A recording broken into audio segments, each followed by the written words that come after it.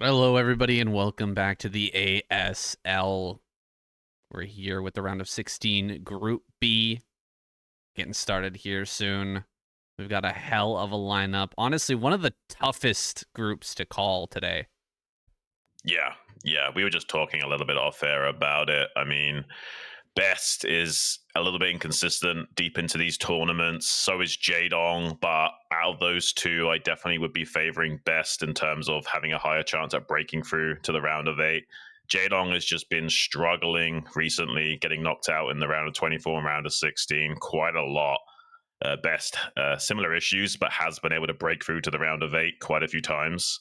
So I definitely do favor Best over those two. But Sharp versus Speed is such a tough one to call. Speed has currently a historical better Terran versus Terran record than Speed, but Speed has showed absolutely crazy Terran versus Terran thus far in the tournament. So in terms of their form alone, it's really hard to call because Speed looks so good, but because Sharp is the seed, we haven't really seen a lot from him. So calling those two guys is going to be difficult. I do see a world in which Sharp is going to be able to take out Speed, but I still think regardless of that, Speed is going to end up in that finals match and probably breaking through to the round of 8 still. Yeah, I can't remember when the last match I casted of Sharp was, honestly. It's been a long time.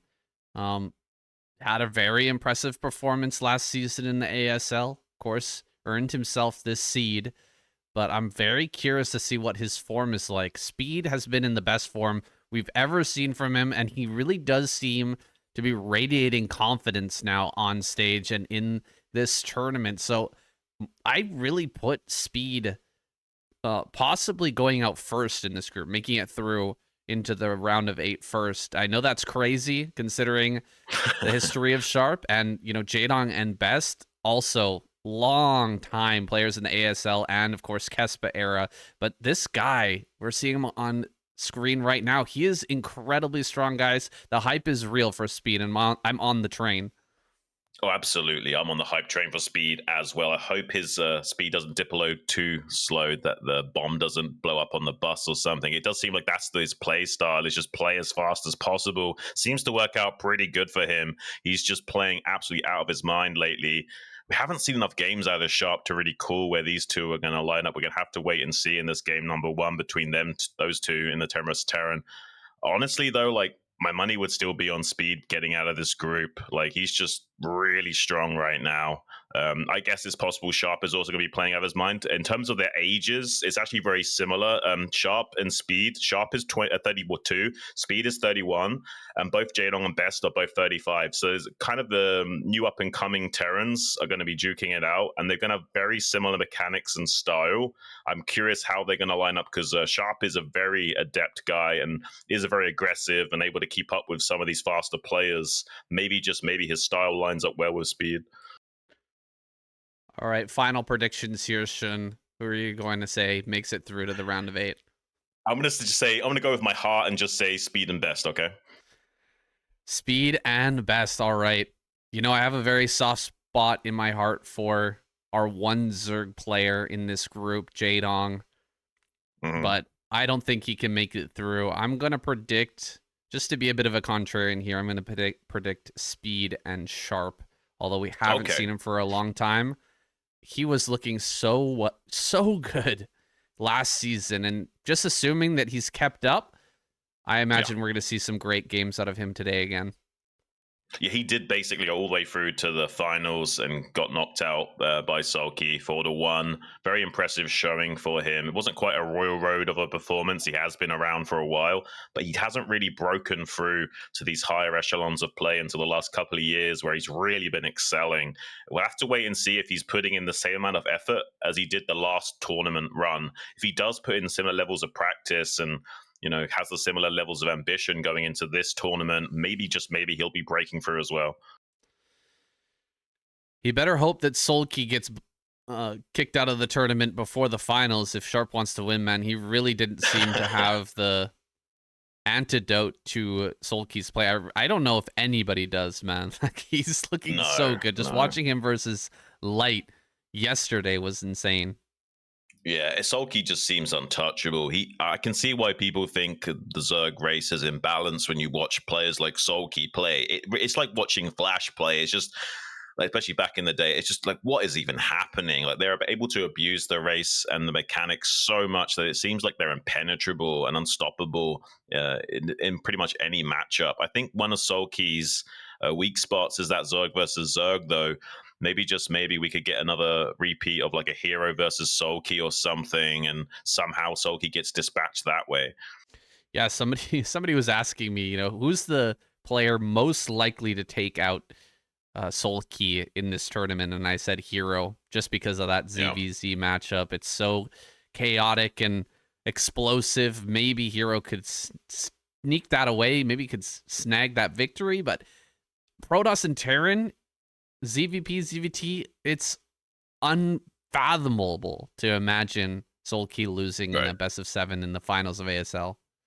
Yeah, it does seem very unlikely. He did have a very close series against Hero not too long ago. That was Hero's biggest chance of winning ASL. Just barely came up short, though. It was a 3-4 loss against Sulky, so a very tied up series. Sulky just barely closing that out in ASL Season 17. Maybe, just maybe, Hero can do it the next time around. Love to see Speed up on the stage here. It wasn't long ago that we were kind of poking fun at this man. His numerous different names. He used to be called 10-Minute Flash. Yeah. And he was able to play like Flash for the first 10 minutes of the game, but not much after that. Was kind of falling flat in the late game. Also, he used to be called Sexy, but he's looking handsomer and handsomer every time we see him, Xun. Yeah, he is. He's definitely falling into his own skin quite well in his 30s right now. Maybe he's going to be an absolute monster for the years to come as well. Slightly fresher than these other guys, even younger than Sharp to the left of him. There's Jaedong. He's a 35-year-old complete OG from like 2006. So like, pretty much same with Best as well. He's a 35-year-old guy from that era as well. So the two guys to the right are like, kind of tried and true players from times old, but they're not quite performing at their absolute A game right now. And so maybe some of these younger guys can get the better of them in this group stage. I haven't really seen a lot of confidence in Jaedong's play in the ASL recently. He's been getting knocked out pretty much in the round of 24 and round of 16 over and over again. And Bess has similar issues, but kind of getting bottlenecked once he gets to that round of 8. So I still think there's more chance of Bess breaking through this group, just maybe not going much further. I'm really curious what kind of Best we're going to see today. Are we going to see the Silverback Gorilla Best? Are we going to see him in his final form? Or did he forget his bowler cap today? Is he going to flunk out of this test, the round of 16? He needs a pass to get through to the round of 8 and do what we always expected him to. Really, this guy, everyone's hoping that he's going to make it through to an ASL finals at some point. He's just had such a hard time making it over this last hurdle. Yeah, he's got the heating pack in his hand right now, just keeping his hands warm. Seems quite chill and aloof, to be honest, like kind of just looking around the studio. Doesn't seem too threatened or whatever by this group at the moment. Seems pretty chill. Hopefully he can maintain his nerves and play his absolute A game once the games do get underway. We used to see those heating packs a lot more often back in the day of players trying to keep their hands warm before the games. Yeah, everybody has their different rituals. Everybody has their ways of getting comfortable on the stage, whether it's bringing a towel. I remember that was one thing that actually kind of went away. Do you remember that, Xun, when players would play with a towel on their mouse so that the sweat from their hands wouldn't... because of the sweat, right? I haven't seen that for a long time, actually, but that used to be a big thing. I mean, I imagine like one or two players just perspire more than other players, and it kind of caught on. Like the more sweaty guys kind of convinced the other guys that they should use towels as well. But maybe they realize, oh, hang on a minute, I don't sweat that much. maybe. I guess you can't be moving your hand around too much if you got a towel on your mouse. I think a lot of these guys move quite a bit with their mouse. Some players move more than others. I wonder if that's got a real correlation between who has wrist injuries and who doesn't. Yeah. I mean, it's kind of hard not to develop some kind of wrist injury when you're playing the way some of these guys are playing. There are a few slower guys that don't have quite as much APM. Say someone like Stork, for example, plays at a pretty consistent 250, 300 APM, nothing too crazy. But these other guys like Sharp, Speed, they just play absolutely out, especially Flash. They play absolutely out of their mind, not just high APM in terms of like 300, 400, 500 APM, but also just like the way they move their hands around is so aggressive. Like eventually you're going to develop some kind of carpal tunnel injury or repetitive strain issue. Like it's just almost inevitable. A 10-minute flash up here. He's speed running a wrist injury. Honestly, playing at 500 APM every day. There's a clock burn or a clock ticking or a candle being burned at both ends for this man here in the middle. Eventually, he's gonna have problems with his wrists. I really hope he's doing lots of wrist exercises, and there's plenty of different things you can do to recuperate that. You got to start doing it though before you actually end up having surgery. Otherwise, you're going to be in trouble. Yeah, you want to do a lot of stretches and wrist exercises before the games even take place, rather than just waiting for it to get bad and then starting to do some kind of physiotherapy to deal with that. It's kind of too late at that point. And Flash is really like feeling the burn on that. That's why he's not even taking part in this ASL. He's got, to recover from his own wrist surgeries. He might be back for the next ASL run. This might be the last ASL we have that's completely flashless. So starting next season, we might be seeing a lot more of a different dynamic in the ASL again, with players kind of quaking in their boots at the aura of Flash being present once again. Another honorable mention. A guy out with medical issues is Larva. He hasn't been in for a couple of seasons. He's also out with a wrist injury, so it's a real thing. We're not just messing around here talking about speed and the potential for wrist injuries. It's a ever-present issue. Sorry, who? I think Effort 2 has had a lot of issues with his wrist. Yeah, like you just get to a certain age where your wrists start to explode from the pressure. You can kind of get away with it for a few years, especially when you're in your early 20s. But once they kind of hit that 30 mark, it does seem like they kind of go a little bit crazy, to the point where they're basically sacrificing their health to bring us these great games. And even Scan, he turned down a lot of money in the university scene to show up and train for ASL. And that just shows you how serious these guys take this, especially if you haven't yet had a deep run in ASL. You really do want to put everything in your life aside to give it your absolute all. It's what is required at the highest levels of play. Every tiny percentile is important to perform at the highest level. Yeah, we had Scan play yesterday, and I also saw that Jinjin video, that translation video of Scan turning down a whole bunch of money. We're talking thousands and thousands of dollars, tens of thousands of dollars that he could have earned through university streams that he forewent in order to practice for the round of 24. And because of that, he made his way through. That's the type of mentality we love to see. It honestly brought a tear to my eye hearing that story with Scan. I've got Sharp on my screen right now. With Scan, oh my goodness. This guy has a dedication like no other, man. This is the marking of a champion. Oh, absolutely. You need to have that kind of tenacity to have any chance at breaking through to the round of 16 and beyond. Without that kind of tenacity, you're going to fall flat in your face and just get absolutely splattered against an infinite wall of failed gamers before you. It's just such a hard tournament, saying there's not much that can really be said about it beyond it's just a brutal trial by fire. And if you want to be able to handle the heat, then you need to make sure you can actually stay in the kitchen for many hours of practice undeterred. We're just about to get into this first game, a TVT. Well, if yesterday was any indication, it's probably not going to be too long of a TVT. We talked about it quite a bit yesterday, how the TVTs of old were extremely long sorted affairs that could oftentimes stretch out into hours and end with battle cruisers, sometimes nukes and ghosts and medics and all that good stuff. But the TVT of today, Nothing like that. It's such a crazy matchup. It kind of reminds me of ZVZ in the modern era. I mean, it basically is. Yeah, it's just that the game has been figured out a lot more now. So players are understanding all these tiny little razor thin timings they can execute in the early games. There's lots of ways of abusing players that just want to sit back and macro.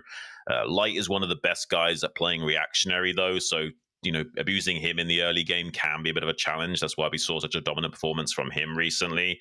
I never really know what I'm going to get with Light, though. Sometimes he seems like an absolute god, and other times, doesn't seem to be executing at his highest of levels. I hope he still has a lot of tenacity to keep coming back to the ASL each time and give it at least close to 100%. He's such a strong contender. I think in this group here, though, we're going to have Sharp versus Speed in that game number 1. I do think that Sharp has a much better Terran versus Terran record overall than Speed, but Speed's been playing an absolute monster this tournament and has had already quite a few Terran versus Terrans, whereas I think Sharp's last ASL run, where he got knocked out by Sulky in the finals, didn't actually have to play much Terran versus Terran at all. He is somewhat of a monster, though. His speed with vultures is difficult to contend with. He's oftentimes slipping in there over and over again, getting little bits of damage and slowing down your economy. Speed, however, kind of a similar guy. He can definitely match the multitasking of Sharp. So I'm really excited to see what type of builds these two open up with and whether they're able to deal any real damage to each other in the mid game. How are the trades going to end up going with both players at such a high level of multitasking? I really don't know how this one is going to go. These are my two favorite players to go through this group, so I'm expecting fireworks. Yeah, me too, Say. I mean, look at this record, 61.1%, 54 games total with 33 wins. You can see how good this guy is, especially in Terran versus Terran. He's very aggressive, very high mechanics-orientated player, very good task switching ability, and his use of vultures are very strong, and that's what you need in the early game Terran versus Terran. So maybe, just maybe, that'll help him against the high speed of Speed. He's just plays out of his mind, though. Like, sometimes it seems like he creates too many fires for you to put out while always still being able to keep his own plate spinning, and that's kind of a really unheard of thing at the highest levels of play, to both do as much for yourself while also still causing an absolute nightmare for your opponent. This is one of the only guys that's able to play at that level, where it's like 500 APM, hands blazing across the keyboard. We're about to get into it, guys. I'm so excited to see where these two stack up against each other. That's right. We're going to get into this first game. Speed, his record doesn't really reflect very well his overall skill. He has improved so much over the recent years and really doesn't have many games in the ASL so far. Kind of a newcomer to the ASL tournament, but he is making a huge splash. He's diving in and just smacking people around. I wonder if Sharp can stop him here and at least send him to the losers match, or will Speed break through first again? In the round of 24, he just slid through like a breeze, like it was no problem at all over some very strong Terran players. Here we go. The game will begin here. Sharp versus Speed. Let's get it on.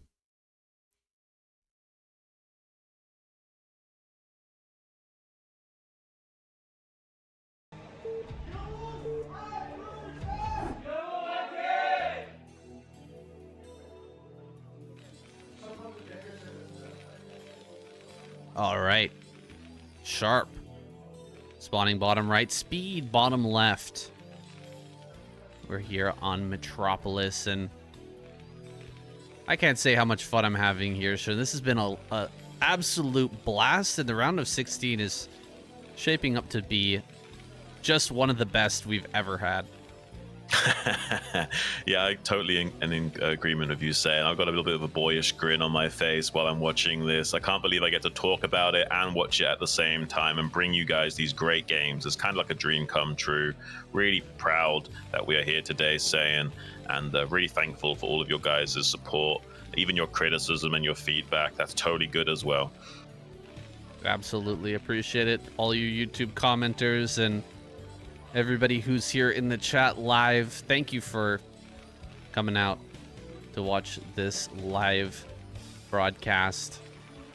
getting it out to you as quickly as is possible, and with the clean stream.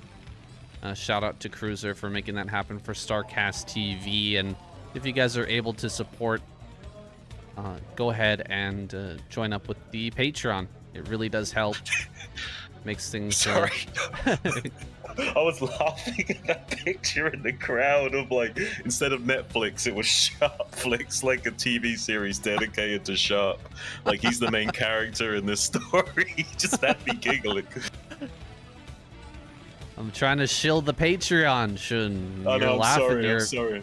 your butt I'm off. sorry. All right, we're getting into this. Gonna go ahead and place his barracks out in the front, just a little bit quicker to float that building over towards his opponent. Both players hitting a 12 gas. It's looking dead even as far as the builds go so far. Yeah, looks like Speed's going to get slightly the better end of the stick in terms of barracks scouting direction. He can get that slightly quicker over to Sharp space. Then he can get his barracks over to Speed space, but that's not really that big of a deal. It's going to be a little bit of a negligible thing here. Both players going for pretty much identical builds when all said and done. We'll have to see where they want to put this gas initially. Like, one player might elect for an earlier machine shop if they want to be more defensive, and the other guy might make a couple more vultures and put on some pressure here. Sharp getting the full scouting information early on. I guess a small victory here for him, but I mean, Speed will be able to kind of figure out what's going on Sharp's side of the map in a few moments here. SCV, though, has been bullied away by the initial Marine of Sharp, so tiny scouting advantage for Sharp in the early game. Yeah, he knows pretty much what's going on for Speed, and looks like this SCV is going to be lost, so that does factor in. The fact that he's not going to be able to send this back home with just 10 HP, it will be taken out. 2 Marines made on either side, and now both barracks floating towards each other. Ooh, Speed finds an angle. He's going to be able to slide through. Oh, he blocks the CC. Looks like Sharp didn't quite have enough money to make that anyway, but it's a good thought. He does get the CC down faster than Sharp. He actually did. He just decided to start the vulture before placing the command center to kind of adjust and min-max a little bit there with the SV block. So yeah, did technically block that. We'll be shutting down this SCV scout as well. I guess slight mind game victory to Speed there, but not really. It's very even still. Very even, and both players getting their scouting information. They know what the other player is planning to work with, what they're planning to do. This is awesome. This is exactly what we need to figure out which player is better today. Here in 2025, who's stronger? We need a very even game in order to figure that out. But already Speed winning out on the RNG. Both of those fragmentation grenades missed that Marine, so not even getting lucky with one of those shots. I guess a tiny little victory there. No scouting information for either player has transpired beyond those SCV scouts initially, though, so neither player knows if there's going to be a Vulture Wars or what yet. Still just 2 factories for both players. We'll have to see if either one of them wants to throw down the 3rd factory and commit to some early aggression. So far, it seems like Speed is taking the aggressive role here and trying to see if there's any ways of poking in early, but needs to be very careful. One small misstep and Sharp is going to chase these Vultures down.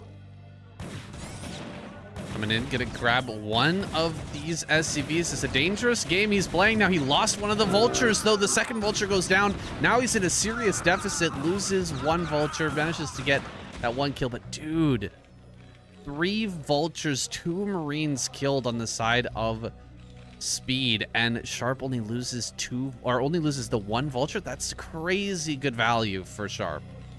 Yeah, I mean, the one thing that went well for Speed there was that he killed a little bit of SCVs and stopped the mining in the natural. So as long as Speed doesn't lose any fights in the coming phases, he's going to be okay, because technically he's ahead economically speaking. But on paper, Sharp is a lot stronger in terms of his army value right now. So there is a window where Sharp can now come in and punish Speed potentially and start to ramp up that snowball.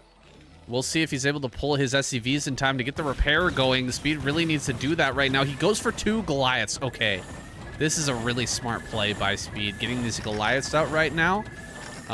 Because he knows he's going to have that army disadvantage, he's going to let go of the Vulture War, just allow Sharp to win that and go into a different tech.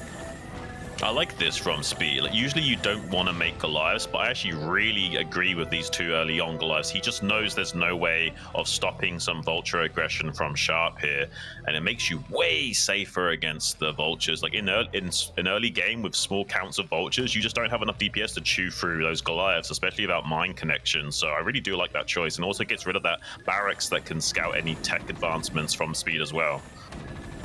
Yeah, the barracks being killed is quite annoying. It makes it so he can't put on any more factories, can't put down any more factories. He has to rebuild that barracks, and that means that Speed could actually throw down a bunch of factories and start to gain an advantage in ground army. However, he has gone for a starport and might try for a Goliath drop here. Actually, the Goliath drop can be quite strong. We don't see it very often, but he might be planning to pull it out here. Yeah, we're actually seeing one of the best uses of Goliath in the early game, which is as minesweepers. They're pretty good at targeting the mines as you start a step forward, as long as you've got enough of them. So can be good at clearing out minefields before you've got scan and what have you in that early game. Wait, is he rebuilding the barracks again? He's already got a barracks. Sharp, is that a what? Okay, that's got to be a mistake. Well, Sharp maybe getting a little thrown off there. Did you see Speed landed his barracks and sent a Marine behind the mineral line, and just like he's just doing everything possible to be annoying, and maybe he's actually starting to get under his skin a little bit. You could see Sharp making a mistake, adding an extra barracks when he didn't need it. And now he's finally realized, oh, I actually do have a barracks. Time to make 2 factories, but his factory count is a little bit behind. Here comes that Goliath drop. Very interesting decision so far from Speed. This might do a lot of damage. We'll see though. Oh, he sees it with the Vulture just barely though. Hopefully he can react to that in time, actually get in there. There's also some mines on the periphery that'll be scouting the exact route that's going to take, which is going to be in the natural expansion. Beautiful mine connection. I think that splashed both Goliaths before they got back inside of that dropship. So they are pretty low HP. I think they're on like 1 HP right now on those Goliaths, so he needs to go back and repair those. Yeah, he should be able to bring those home. Doesn't end up working out. Really good scout there from Sharp, but I like the idea. Very smart idea there. Those Goliaths can kill a lot of SCVs very quickly if you land, and he can only respond with a few Vultures. Vultures don't do well, and it takes time for the tanks to come back and actually deal with that. Yeah, I'm really curious about this game. Like, I have no idea how this is going to pan out. Like, I quite like Speed's position early game, how he's been able to navigate this. It seemed a little bit flimsy the way he was aggressive initially by losing those early Vultures, but I actually think that put a big enough dent into Sharp's economy that it's worked out well once the dust has settled. It does seem like Speed wants to try and potentially secure this 6 o'clock location to both attack and defend at the same time from this position, and maybe he's trying to set up a bit of a contain close to the rally point of Sharp and maybe do some drop potential. Constantly threatening that with such a close proximity to him might be viable. Oh my gosh, you just lost the barracks again. Oh man, maybe you should have let that second one finish. Would have been useful. Now he's got to rebuild another barracks. Looks like Sharp gonna take center right, spreading out towards the top side of the map. I really like the outpost idea though from Speed, taking this bottom center. It means he's got a route to send Vultures and drops into the natural and main of Sharp. Yeah. Plus, just having that means that half of the map, like, all he needs to do is take the top left and he's got half the map. Whereas Sharp is going to have to somehow take 12 if he wants half. Right. I mean, just looking at the map right now, it does seem like Speed wants to limit the growing potential of Sharp in this game and maybe not allow him to get a 4th or a 5th base set up so easily. We see 3 dropships making their way into the main base at the moment. He did do a pretty good scan. He knows there's lots of mines here. Good pickup on that tank as well to avoid those. A little bit of boxer micro here, trying to get there. Trades 1 for 1 on those tanks. Not the worst trades, but not the best either. He's looking for more damage there, not able to find it. Pretty good setup from Sharp with how many turrets and mines have been made on the periphery here. Yeah, he knows exactly what Speed was up to, setting up that base and clearing out that pathway. It was definitely going to start dropping into the main base, and he's completely denied that with kind of minimum investment, right? Lots of mines, just a couple turrets, not a huge turret ring or anything like that. and 1 or 2 tanks. That's going to do the job. Now, Speed has rotated around the outside. This turret is not quite done, but it just finishes up in time as the dropships get into position. A couple tanks are already sieged up. He's heading towards the main, though. Interesting decision from Speed as he slides over this direction. There's no mines underneath this corner, although Sharp is going to try to set that up. Uh-oh, Speed, is he getting caught here? He's actually going to have to run away now. He is causing quite a distraction for Sharp, but this really isn't getting much done for him. This doesn't seem much like a distraction. This seems more just like a failed attempt from Speed at getting any damage done and just not wanting to commit to that because of how fluid Sharp was being in his army movements and just knew that he'd probably get shut down too hard here. He hasn't lost any of the dropships. Oh, needs to be careful though. 2 Goliaths might be able to take out one of those dropships. Does manage to find the connections of those Terran boosted Hellfire missiles. A little bit problematic for Speed, losing a little bit for free here. The supplies are dangerously even, so losing any of your utility or army value for free like that is going to be very punishable potentially. He needs to be able to set up this 4th base undeterred right now. He's going to be splitting the map vertically, and so will Sharp, but I don't know, man. Like, it's really hard to call this game between these 2 players. I thought Speed was going to be able to just like out mechanic Sharp a little bit here with this drop play, but it seems like Sharp has got his number a bit. Really does seem that way. Sharp has a bit of a hole in his defense here. Not a lot of tanks kind of spread out, but the vulture reaction time is crazy fast. Immediately brings up vultures and additional tanks to stop this. Doesn't seem like Speed is going to be able to break through anytime soon. +1 is done. +2 is going to be on the way here shortly. Both players jockeying for position before that important upgrade finishes. Yeah, we'll have to see if like Speed can actually play the same kind of performance he did in a round of 24. We haven't yet seen that kind of convincing performance in this round of 16. He's not like been involved in the tournament this deep for very long, so this is still new territory for Speed playing against these guys in this round of 16. Maybe, just maybe, he's not quite up to the challenge and Sharp is going to dispatch him with his slightly more superior experience in this tournament. Sharp definitely does look really dialed in right now, and I do favor Sharp's position definitely more than Speed's right now. It seems like Speed is kind of caught in this quadrant of the map a little bit too much after getting his 4th base, and Sharp being a little bit more active right now, responding to threats. Speed probably feels a little bit of pressure to get something done and shove these tanks forward and try and get on top of this rally point area of Sharp and force some trades. It really does look like Speed wants to push for the rally point here. Sharp is being very fluid with his army, though, reacting to every which direction Speed decides to push. This looks like a bit of a weak point for Sharp.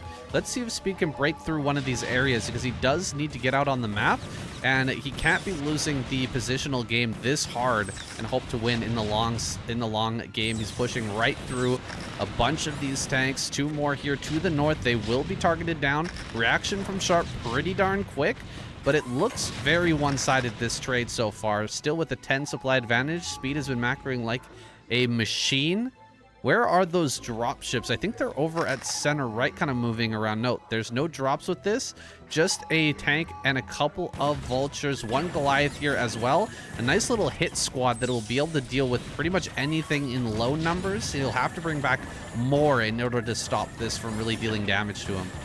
That's exactly what he wants. He wants him to have to send auxiliary forces to come deal with this, and then one of these tank lines are going to be a little bit weaker than they should be in a breakthrough. There was an upgrade advantage for Sharp. +2 weapons was done, so he's able to 2-shot the tanks of Speed, but so far Speed's macro just looking a little bit more potent, and denying mining going up at this 4th base is huge. Oh my gosh, that CC is so dangerously low. He's desperate in trying to save that. Does manage to get some dropships up there to clean that up, but now Speed is doing cleanup on R5 on the rest of his map, is opening up lanes to this vertical map split he was going for. Even though he's got +2 weapons on Sharp's tanks, it's just not enough to punch through what Speed is able to macro up right now. Finally, Sharp is responding to Speed, but I like Speed's decision making just a little bit better here. Yeah, this game of Go-esque matchup, what we're seeing in TVT. Now Speed starting to get the surround on Sharp's units. He's breaking through the middle of the board, and starting to spread out along this top side. You can see Sharp going to be struggling to get this 12 o'clock online, exactly as I was saying, with the bottom center already established. Great move with the Vulture running in there. Oh, and he gets the mine off as well. Incredible. I thought he was going to target that down, but he does get that good damage. Pretty cheeky, cute little play there from Speed, but Sharp is gearing up for a really big drop somewhere, and I'm not sure if Speed is aware of that just yet. Yeah, if he doesn't respond well to this drop, it could be very problematic for Speed. He's also allowed Sharp to get this 12 o'clock set up. So right now, Sharp has got a base superiority going on. Speed is a little bit lagging behind in taking one of these bases in the top left. So right now, the position does look pretty Sharp favorite. We'll have to wait and see if the maneuvers of Speed can overcome the positional deficit right now. He is desperate to break through the tank lines of Sharp, but there's a lot of drop ships waiting nearby. He sees that there's an army coming in, so he quickly unloads and resieges some more tanks up here. Is there enough for Sharp to hold off this massive attack from Speed? It's hard to say, really. He's already used the D-Matrix on that vessel earlier on, so there's probably not enough utility to break through this position, but he's doing a pretty good job of trading off some of Sharp's army. Well, I think this is pretty good for Speed, right? He's keeping the drop ships kind of locked down. And he can't really leave with these and go drop somewhere that's really going to be effective against Speed. These Vultures, though, are super annoying, slowing down the bases over here in the top left. That's really going to throw a wrench into Speed's game plan, whereas Sharp already has top center mining, and he's getting both bases in the top right online. He has built a couple more dropships. He's kind of matching the number of drops now of Sharp, but who is going to drop first, and how quickly or how well will the trade go with those drops? It's going to come down to some pretty risky plays on either side. Somebody's going to have to pull the trigger first, and I'm not sure who it's going to be. Yeah, I do think Sharp's getting slightly the better end of the stick with how much he's slowing down these CCs going up in the top left. But with Terran versus Terran, the nature of it, it's not a huge issue. Like, you can be behind a few minutes in the economic curve and then catch up again. As long as your position is still good, you're going to be okay. There's a huge dropship play, though, coming into this main base in the top left quadrant. That could do a lot of damage to Speed. He's also moving out with some of these units. It's going to be so difficult for him to get up there and retake this. And he probably will get a cancel on some of these command centers. Yeah, immediately canceling that command center. The position here is quite good. Didn't actually drop that much stuff, though. Sharp, very bare minimum drop here. And meanwhile, Speed is going to go for the throat, immediately diving on top of this rally point. Uh-oh, this is going to get kind of bad for Sharp, don't you think? Yeah. Getting right here in the rally point, and the tanks are going to come forward. He starts to kill the tanks here. Coming out, and now he's going to drop on this high ground as well. Oh my god, geez. He's right on top of the factories. This is getting quite bad, Xun. Sharp going to respond with his own drop, but can he actually get anything out here? It's way too packed. There's nowhere to drop. Yeah, he's trying to get a few units out on top of these tanks to make the tanks on the low ground splash these down. Took a while to find any space to actually get that transpiring. It's okay defense from Sharp, but it's really suboptimal, to be honest with you. He's in a deficit of 30 supply right now. This is looking like a lights out situation for Sharp, potentially. Speed has completely outmaneuvered him in this game, almost using that base in the top left as a sacrificial lamb, just waiting for the moment to pounce right when Sharp will spread a little bit too thin. Seems like the game plan of Speed is working out to perfection right now. I really did like Sharp's game plan and position for quite a while, but honestly, Speed has done a masterclass in how to like bully your way through to a victory and just muscle all on top of the rally point and get into the main like this. Really well done from him.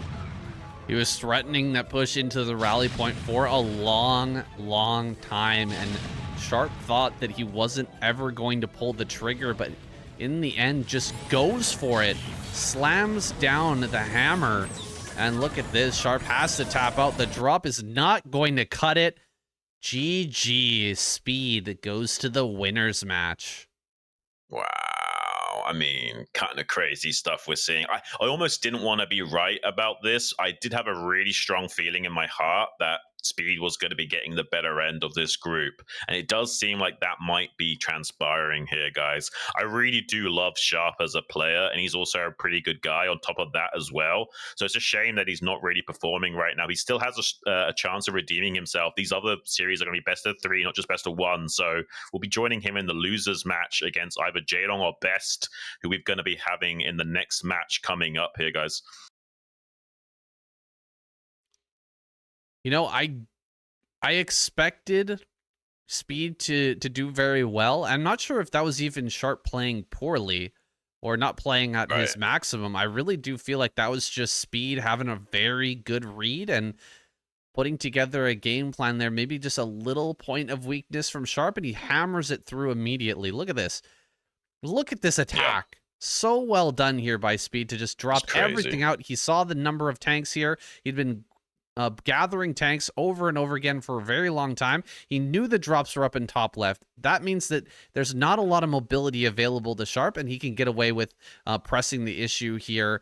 This all stemmed from the initial expansion pathway from Speed. It put him into a bit of a difficult position, taking bottom center first, because Sharp was able to kind of surround him out on the map, but that didn't slow him down at all, and it gave him the position to start pushing the issue here towards this rally point, and that actually gave him the closer. Really, really well done there by Speed, and I can't take anything away from him. Yeah. Sharp, he definitely played a great game up until that very last moment. It seemed like he was actually doing really, really well. We just rarely see players able to execute like that and breaking those positions with such smooth army movement, and also keeping the pressure on non-stop. Like, it's not like he's just pushing in, sieging up and killing some tanks, unsieging and pushing. He's pushing all the way, like unloading units out of the dropships, not even sieging up most of the tanks, and then keeping the tanks moving to the rally point wedge position where he can block out the other tanks that are rotating from the third base as well. Like, everything was so stellar about that army movement of Speed. He's one of the best in the business at getting his units to do what he wants them to. All right, guys, we're going to take a quick break, just a minute 30, and we'll be right back.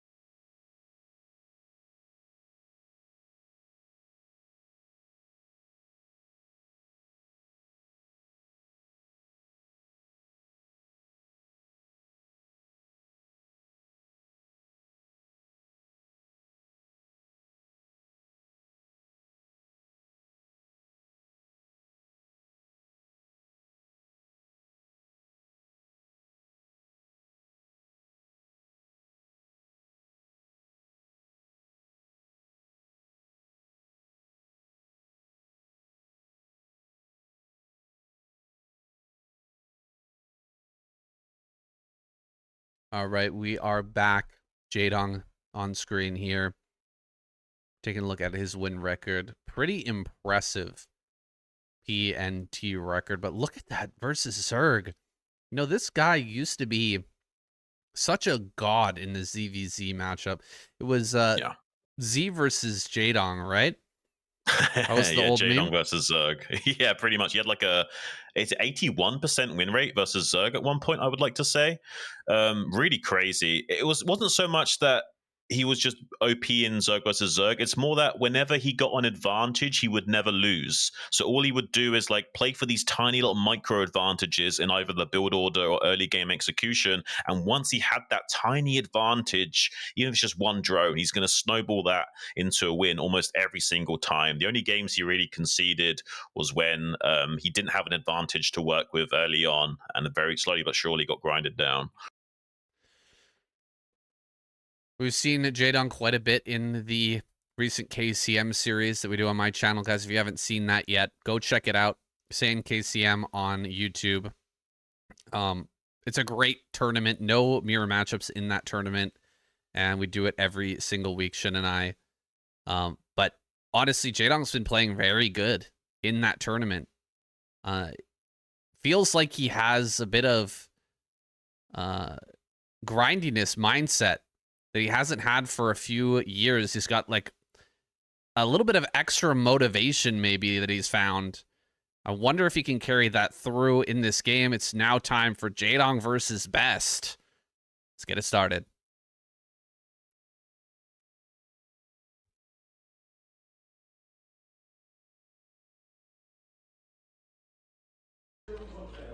Oops, I forgot to unmute there. Big cheer for both sides. These guys are well loved in the community, in the Korean community, and in the foreigner community as well. And so they get a huge cheer. Completely night and day difference between them and Speed versus Sharp, honestly. Oh, completely. I mean, these guys are absolute OGs. They're a few years older than the other two guys in the group, Sharp and Speed. They've been around for a lot longer in the scene. We're talking very early Kesper era from like 2006 onwards. So yeah, Jaedong was the guy that basically took over Savior. Like Savior was the original Bonjour, especially for Zerg, and then Jaedong came around once the Savior disappeared from the scene and kind of took over that mantle as being the #1 Zerg player, and even got the #1 Kesper ranked player of all time for like 4 months in a row. He was the #1 player of all time in the Kesper rankings, and for a very long time, few years, was the #1 Zerg in the Kesper rankings. Yes, but those days are long past. You can see some big Best fans in the audience. This guy has been making a name for himself. Especially recently, he's just been popping off in a lot of these online tournaments. Can that translate into an offline event? Finally get himself a win? We're going to see him falter once again, as we become kind of accustomed to seeing. Yeah. Well, it is offline is a different beast than online for sure. We're going to be having a very quick hatchery at 11 from Jaedong against Best, who's just doing a very standard forge timing here. He could fake a cannon rush and force Jaedong to respond to that, or actually go for a cannon rush, to be honest with you, because of how late the pull will be. He could just like do kind of like a semi-committed cannon rush and see if Jaedong can react to it appropriately or not, and if not, it won't be the end of the world either.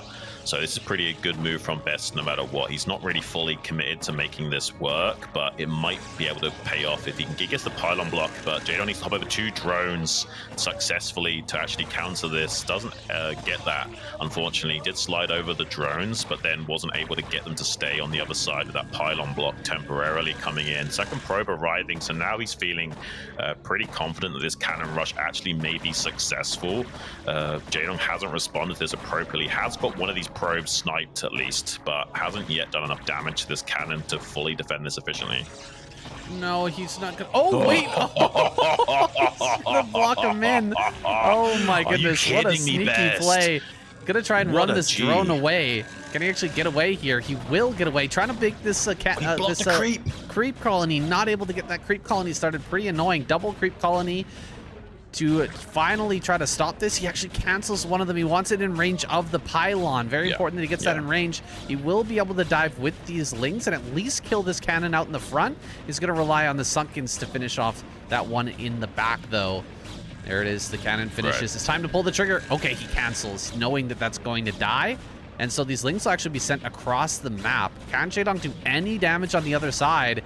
He's going to be using this glitch where you target the cannon at the back while it auto-targets the pylon to try and deal some damage to that cannon. Can he actually get the cannon? No, the pylon dies first, so he'll have to come back with his lings. At least he forced some reaction out of Best back at home. But yeah, he is going to have to come back here now to clear this out. Pretty reasonable hold. I think a lot was spent for Jaedong, though. Look at how many lings he made, plus the 2 sunken colonies. This is a big commitment. I think more than making up for the 2 pylons, 1 cannon and 1 cannon that was canceled. Yeah, I think when all's said and done, this is a slightly best favored here. I didn't think it was a super committed cannon rush. I don't think he needed that to actually work. He just wanted to force a bad reaction out of Jaedong, and that's kind of what he got. Jaedong did respond pretty okay to it, just nowhere near as effectively as he should have done. Now he's going to struggle for getting the count of drones that he needs. There are still quite a lot of Zerglings out on the map, and Best is respecting that by building 2 cannons back at home, just to make sure there's no chance of Jaedong just getting an easy win here. Yeah, this is a little bit rough, man. Jaedong with this many lings and 2 sunken colonies, he doesn't have the money to put down a 3rd. He's gonna go ahead and start a lair. Finally gets his 3rd started here at about the 5-minute mark. This is pretty rough, man. The Cybernetics core is just about to finish up. He will be starting a Stargate here really soon and start to put on that extra pressure. Best's position is looking very difficult to crack. And Jaedong, he gets in there with the Overlord. He's going to see mostly what the positioning is. And I don't know, I would be, thinking of what kind of desperation play can I actually pull out here. But it seems like Jaedong is willing to at least try to go into a macro game from this spot. Yeah, it does seem like he's lining up for a potential macro game. I mean, I guess he could go 4-hatch Hydra here, but he just won't. He knows it's probably not the bestest of ideas of how unoptimized he is in his drones and minerals. So he'll most likely play kind of like a 3-hatch Spire play into 5-hatch Hydra, but just navigating it a little bit differently. Like, the lair timing is slower, so we have to throw down the 4th hatchery before the Spire and that kind of thing. The tech timings of Best are a little bit slower as well by about 10, 20, 30 seconds. Not too significant. It's kind of like when you go 8 racks versus 12 hatch, it kind of throws back the respective tech timings of both players a little bit. Yeah, for sure. Everything's been slowed down. I just think that the Spire is quite a bit slower than this Corsair. Could end up losing, 2, 3, maybe Overlords. Spire's about halfway done. And where is this Corsair now? I think it's just hitting the first Overlord now. No, it's not out here. This is a probe. Where is that Corsair, actually? It feels a little bit later than it should be. Yeah, it actually is a bit later than it should be, I think. I mean, I think he started that Stargate around 5:15, 5:20, and we still don't see the Corsair until just now. So I think he maybe delayed making that for some time to optimize his build in other ways. Jaedong does snipe that scouting probe before he really could figure out anything that was going on back at Jaedong's home, keeping him in the dark for the time being. He's probably worried about potential all-in from Jaedong. That's why we see this 3rd cannon. It's very common for Zergs to just pull the trigger on an all-in, especially when they're unoptimized early game. Jaedong, though, seems very confident to power up into a 6-hatch Hydra player. Yeah, that's a bit surprising. I don't see a Hydralisk Den, though, unless I missed it. Seems like he's going to go for a bunch of Mutas and Scourge with this 3rd gas coming online. 1 cannon in the main base, 3 cannons at the natural.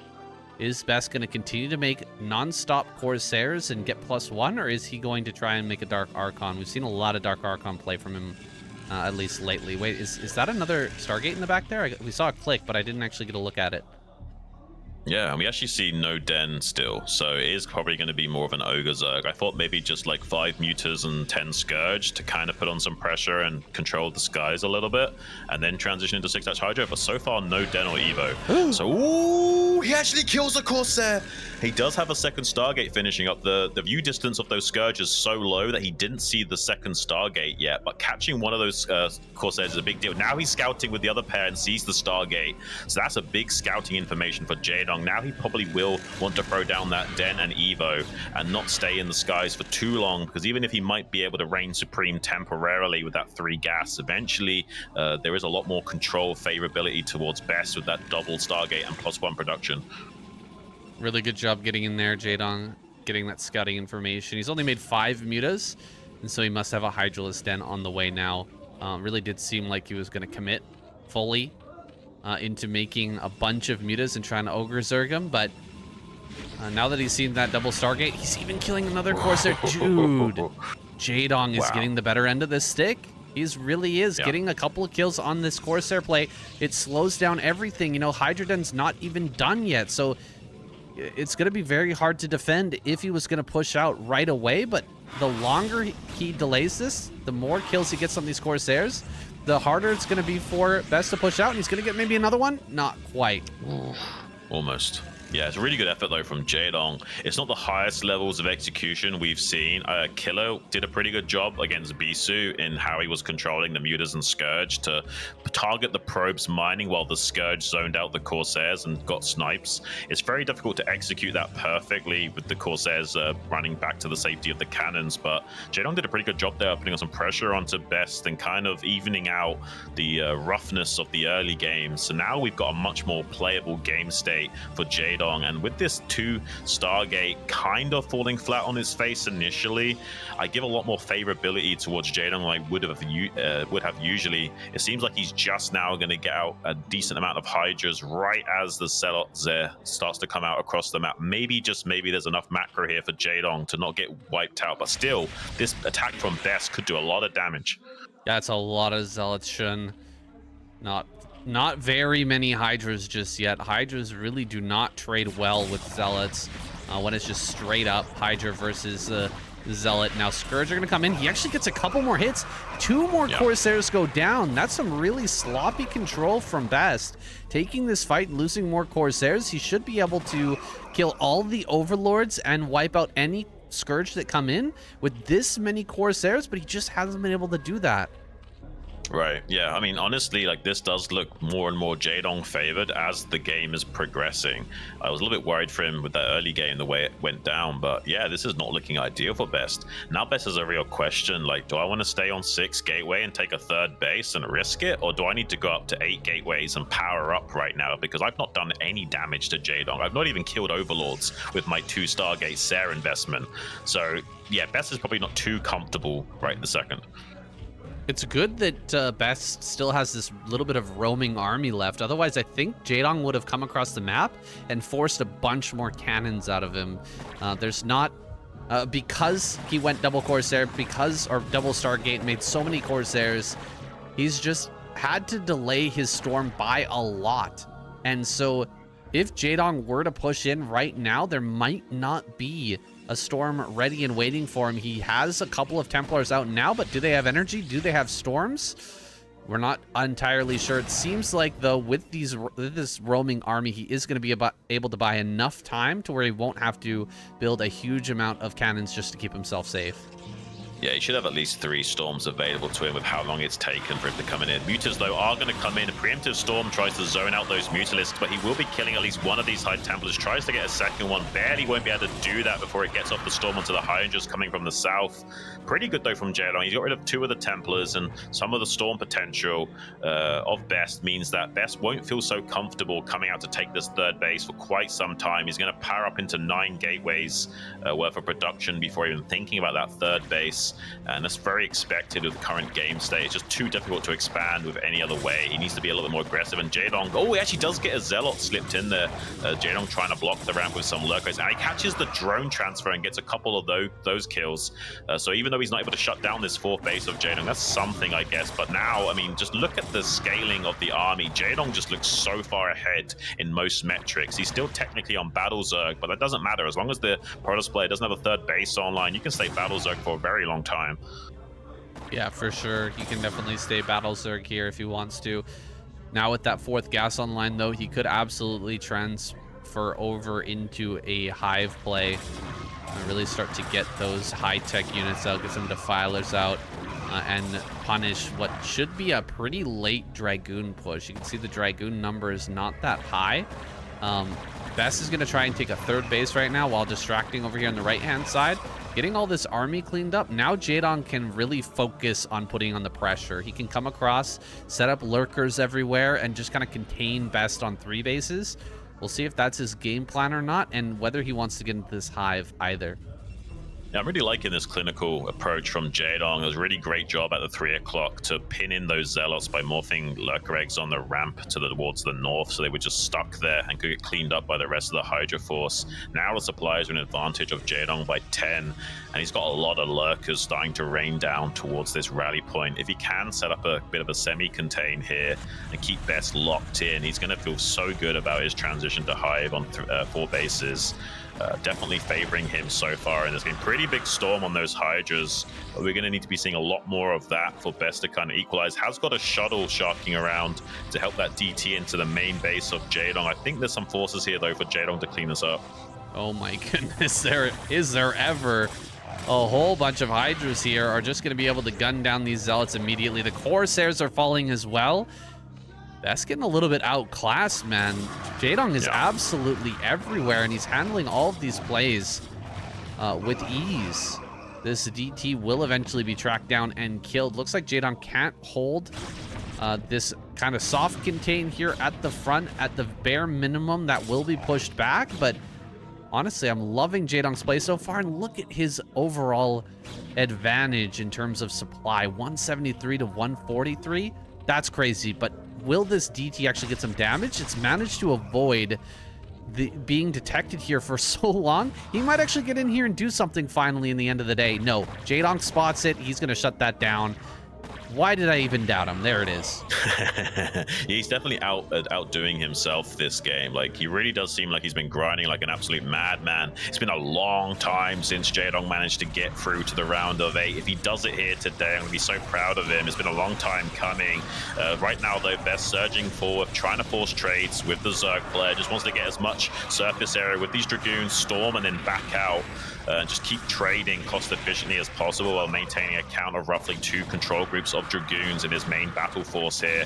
Best doing a pretty good job of that. Jaedong smells that it's time to surge forward and try to punish. It's wrapping around from the back as well. This is a beautiful punish from Jaedong, getting a full surround, almost 360 on this army. Lurkers also taking their time into where they burrow to make sure that there's no path of retreat from Best as well. Look at that lurker egg block on the ramp. Best is just going to tap out, pumps his fists. Jaedong feels great about that performance, and well, he should. That was an amazing performance from him in the round of 16.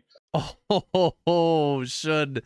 That surround was absolutely insane. Jaedong is certainly back.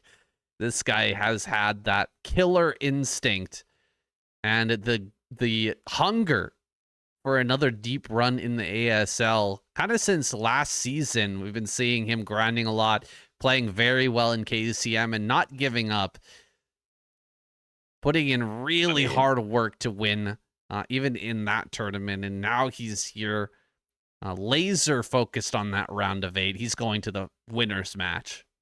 I really hate to say it. I mean, actually, I don't hate to say it. I'm really impressed by Jaedong's play there. He wasn't playing his usual, just like, smell weakness and go kind of tyrant aggressive style. He actually was much more methodical and thinking a lot more along the lines of someone like Sulky or Hero with how he was approaching that macro game state. I'm really impressed with the decision making of Jaedong. That was absolutely world-class stuff. It was also a bit of a choke there from Best, of course, losing Corsairs over and over again with the 2 Stargate play. It's kind of unacceptable, right? He missed his timing, and Jaedong capitalized perfectly. It's so sad to see Best kind of choke over and over again in the ASL, guys. I mean, I've been a fan of this guy for a long time. He's getting all kills in the KCM. He's playing amazing games in the SDS as well, the Soup Duel series, but somehow when it comes to offline tournaments, he just can't seem to pull it together. It's just totally different kettles of fish. I mean, yeah, offline and online are just so leagues apart in what skill set you need to perform at your absolute A game. It's one thing sitting in the comfort of your own home, playing on the ladder, schooling nerds. I mean, sure, it's cool and all, but actually showing up to the events, playing in front of all these lights, the crowd, the music, the people talking about your games while you're playing them as well. Like subconsciously, these guys know that they're going to be scrutinized if they make some dumb plays, and that can kind of unsettle your nerves a little bit. Only these guys that have played so much, so long, for so many years, like Jaedong, can actually handle that kind of pressure. And I think that's why sometimes we see them resurge in popularity and skill, is because they've got so much experience under their belt, like players like Light, where they can just remain cool as a cucumber and have that Terminator like laser vision focus to play into their flow states and get the better of these other guys.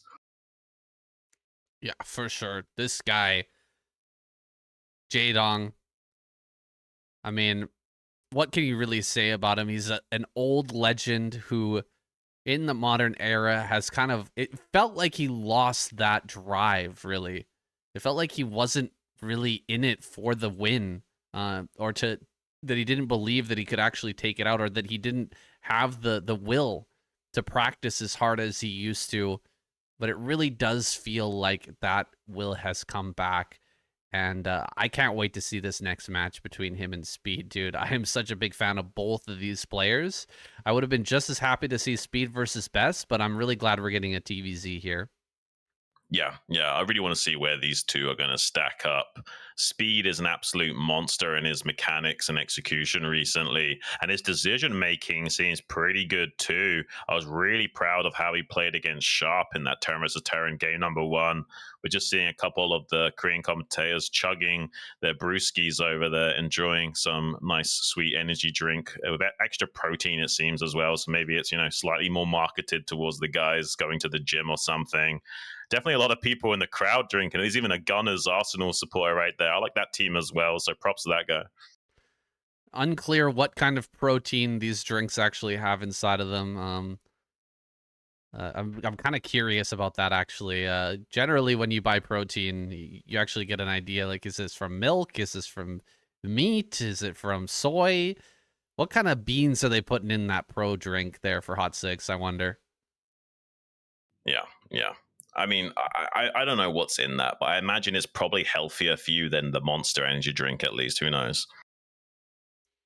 That's possible. I'm sure it's a fantastic drink, as it's a fantastic sponsor of this stream. Oh, sorry guys, I need to cover just in case there's an ad coming up. Looks like we're just going to go to a little break here. Players are going to play some games, and we're going to take a little rest for our voices. 5 minutes, we'll be right back.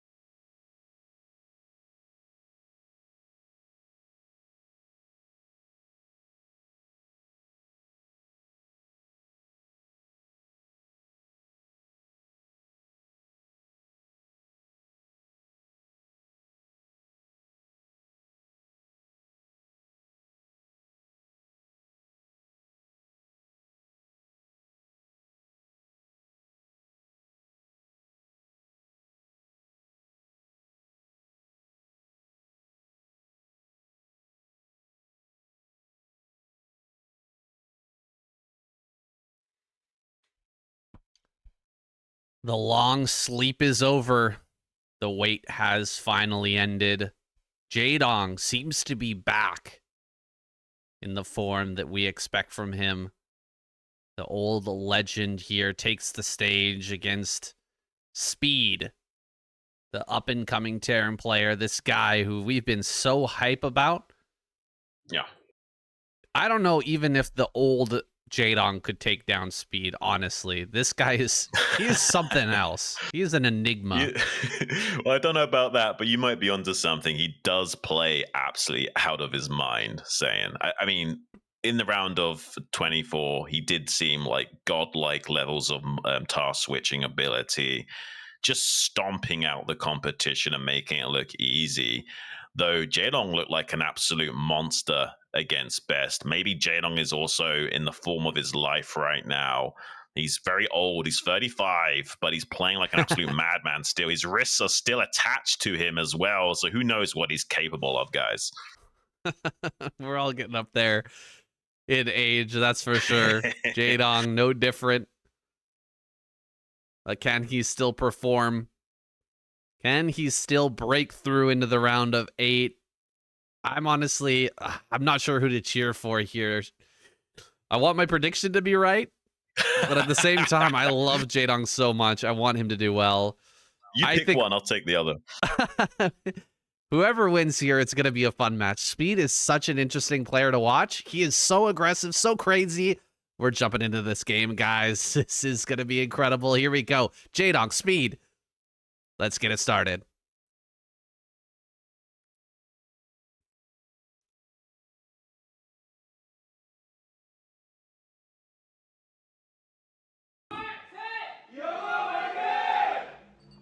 Big cheers on both sides. Sorry, guys, missed the first one, but here we are with the game sounds active and Jaedong over here in the top left, Speed bottom right, cross map situation.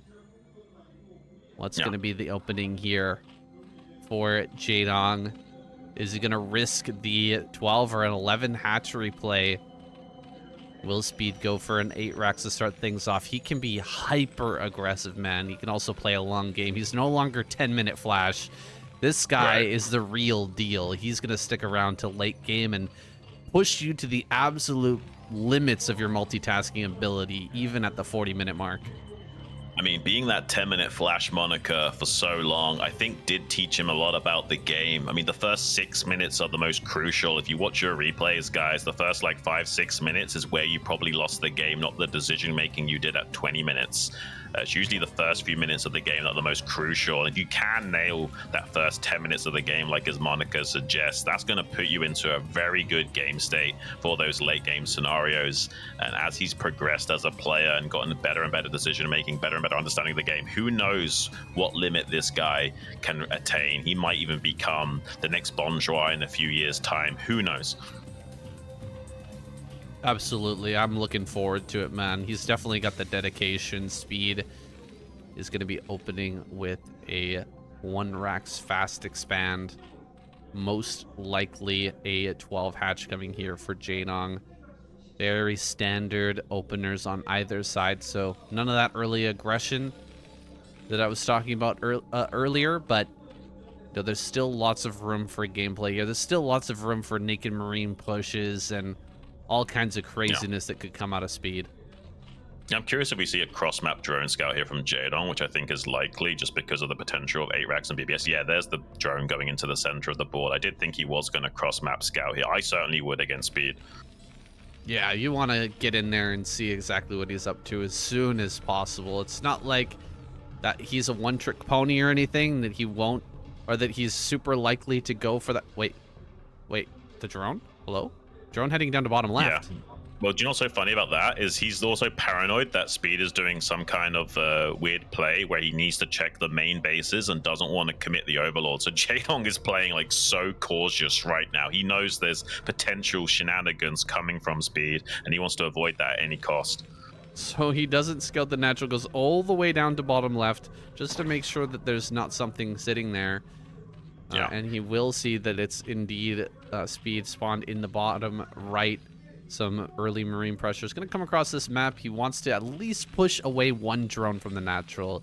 If he can get that, I think he'll be happy with this first Marine. Yeah, a very normal gas timing here from Speed. Nothing crazy. We saw a very crisp lair timing from Jaedong, so he's on board with his timings as well. I think that was a 250.5 lair just before 251, which is very crisp timings. Not able to get the kill on this drone, just barely. Sliding that out with some manual move commands to make sure that stays alive is very important. Yeah, keep that one drone alive. These are crucial units in the early game. You cannot be losing an early drone. In this matchup, everything is balanced on a knife's edge. Yeah. And so Jaedong here only building the first 2 lings to get rid of that SCV. Getting that kill is actually quite important. Getting that kill with only 2 lings and not even speed lings at that is pretty impressive stuff, honestly. I was hard thinking to the same track thing. that down. I was thinking the exact same thing, saying killing that SCV with 2 lings with speed that plays at almost 500 APM is kind of the sign of the times that Jaedong is playing in form right now, able to stay on top of the task switching of someone of Speed's caliber and getting the better end of that stick does make me feel very hopeful for his chances in getting out of this group, maybe even first. Yeah, this is some good stuff, man. Jaedong already getting rid of that scout, and now Speed just has to sit here. You got to sit in this wall and just wait, because there could be a whole bunch of lings. Jaedong has started to create kind of a. You really have to watch something other than ASL to totally understand this, but what Jaedong's been doing lately is putting so many Zergling all-ins out there. In all of these different online tournaments, he's kind of created like an aura to himself. Like, oh my god, is he really just gonna ling all in me? You really have to be careful with Jaedong. And Speed, he's being very cautious, but there's a good reason for it. There's a historical precedence for this. Yeah, I think there is a lot of things to be said that some players do play a certain type of way just to keep their range obfuscated, so that when they do come to these serious tournaments, you're just not sure what they're going to do. The only thing you've seen of them recently is absolute crazy aggression, and suddenly that puts the fear of God into you. And these aren't just any Zerglings. These are Jaedong Zerglings. We've heard a lot of things about from the pro gamers that when you play against these players that have a higher caliber of gravitas, because they've been, such high levels of players for so many years, they're kind of revered. So, Jaedong Zerglings seem a little bit scarier than normal Zerglings. The 2.5 hatch here is coming online now for Jaedong. He hasn't been forced to make any sunken colonies at all. And he only built an initial 2 lings, adding on another 2 a little bit later on. So he has been able to optimize insanely well. This is a very strong build from Jaedong. Did Speed go for a quick +1? I actually didn't see the eBay in there, but oh gosh, he's going to dive right in here. Gets an SCV kill right off the bat. A little bit of damage on that first muta, but definitely worth it. He almost got the kill before the turret finished, and that could have started to spiral a little bit out of control. Yeah, definitely could have spiraled out of control there. I do apologize if you're hearing a bit of an ice cream truck here. Here in Britain, we do have a lot of ice cream that gets sold around this time of year. Jaedong coming with some SCV harass in the natural expansion. Has gone up to one-shot these SCVs, and he's trying to keep the Marines pinned back from Speed, but Speed knows sometimes the best form of defense is aggression, so he's going to push out onto the map with these bioforces now and try and force these mutas to come back and keep track of this bio and deal with that instead of getting some of these SCV kills. He has killed a decent amount of SCVs, almost the prerequisite amount needed to go into a macro game feeling comfortable with this third macro hatchery back here. So Jaedong doesn't really need to get too much more damage done to Speed. He just needs to make sure he doesn't take any damage while getting a third online. Bringing the Mutalist back now. He knows he has to respect that bio ball, and also, by the same token, Speed needs to respect the Mutalist clump here. Can't be pushing out too far and not reinforcing this army. Otherwise, it will get completely overwhelmed and swallowed up. In fact, Speed does reinforce that, and he's going to start to move forward once again. This is a pretty sizable Marine force. It hasn't been reduced. Yes, his SCV count has been lowered, but This is a lot of Marines coming. Where are these mutas? They're actually over at the natural. Oh my goodness, so many sunken colonies are being made. But how many are going to be done here by the time these Marines arrive? I imagine there's going to be a couple finished, but it looks like he's diving into this natural. He's going to pull the trigger. A couple of overlords go down. They're actually going to buy some precious seconds for Jaedong to go all in. Here he comes, hitting this wall. 5 sunken colonies done. 6 sunken colonies are done. 7 sunken colonies is just about to finish. There is enough, and he is going to be able to hold on while getting a lot of kills back at Speed's base. Jaedong doing a really great job here. He did lose a lot of overlords though, and he is badly supply blocked, and he used a whole bunch of drones, so he can't really re-drone carefully or very quickly here.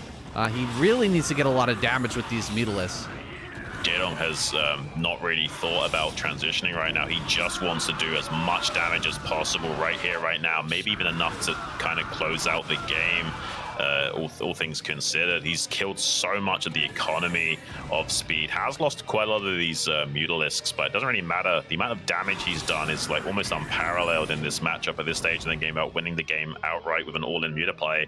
The third base is going to be coming online soon for Jaedong. That was a big investment into these Sunkens, which is why his tech is so delayed right now. So the one thing going for Speed is that at least he doesn't have to worry about a fast Spire play. We see the drone just sat there waiting to throw down that tech, but hasn't yet decided to do so until just now.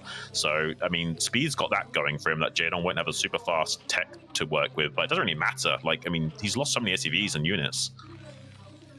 Yeah, he's lost a lot of SCVs. Speed has been slowed down a lot. Another thing going in Speed's favor, though, is that Jaedong hasn't thrown down that third. Okay, just went down in bottom left, actually. I'm going to go ahead and take that third base location and see if he can hold it against Speed, who's just clinging to life, trying to keep his SCVs alive. Is he finally going to start pumping out some Valkyries? One thing about Speed is he has some of the best Valkyrie control I've ever seen. He is incredibly good at utilizing those hyper-efficient units against these air clumps of mutas. Now, will he be able to actually get some of them out is a real question, because he just doesn't have any money at the moment. He's lost so many workers. We're sitting here at 59 supply guys 10 minutes into the game. That's crazy. That is crazy how low econ this game has been. I was actually getting chills earlier by how Jaedong's been playing. It does seem like he's really on form right now, and he's making a player that's playing at 500 APM look a little bit silly. Speed is going to be feeling a little frustrated about that.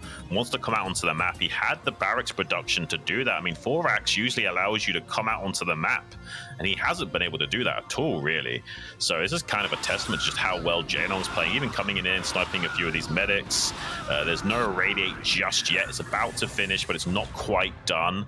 They will be able to get an irradiate onto that stack of mutas in a few moments if Jaedong was to linger a little bit beyond his welcome, but just now is pulling out right as the irradiate is finishing up and the energy is ready. Going to be having some lurker eggs morphing on this ramp in the bottom left as well. There's a scouting marine coming on stim that's going to be seeing the bad news that there's not really a window to punish that. By the time his marines get over there, they're going to be mostly finished up, and before finishing, you can't really break through that. If there was like 2 or 3, maybe you have a chance of irradiating one of them and breaking up the ramp. I don't think with 4 there he's going to be able to do that.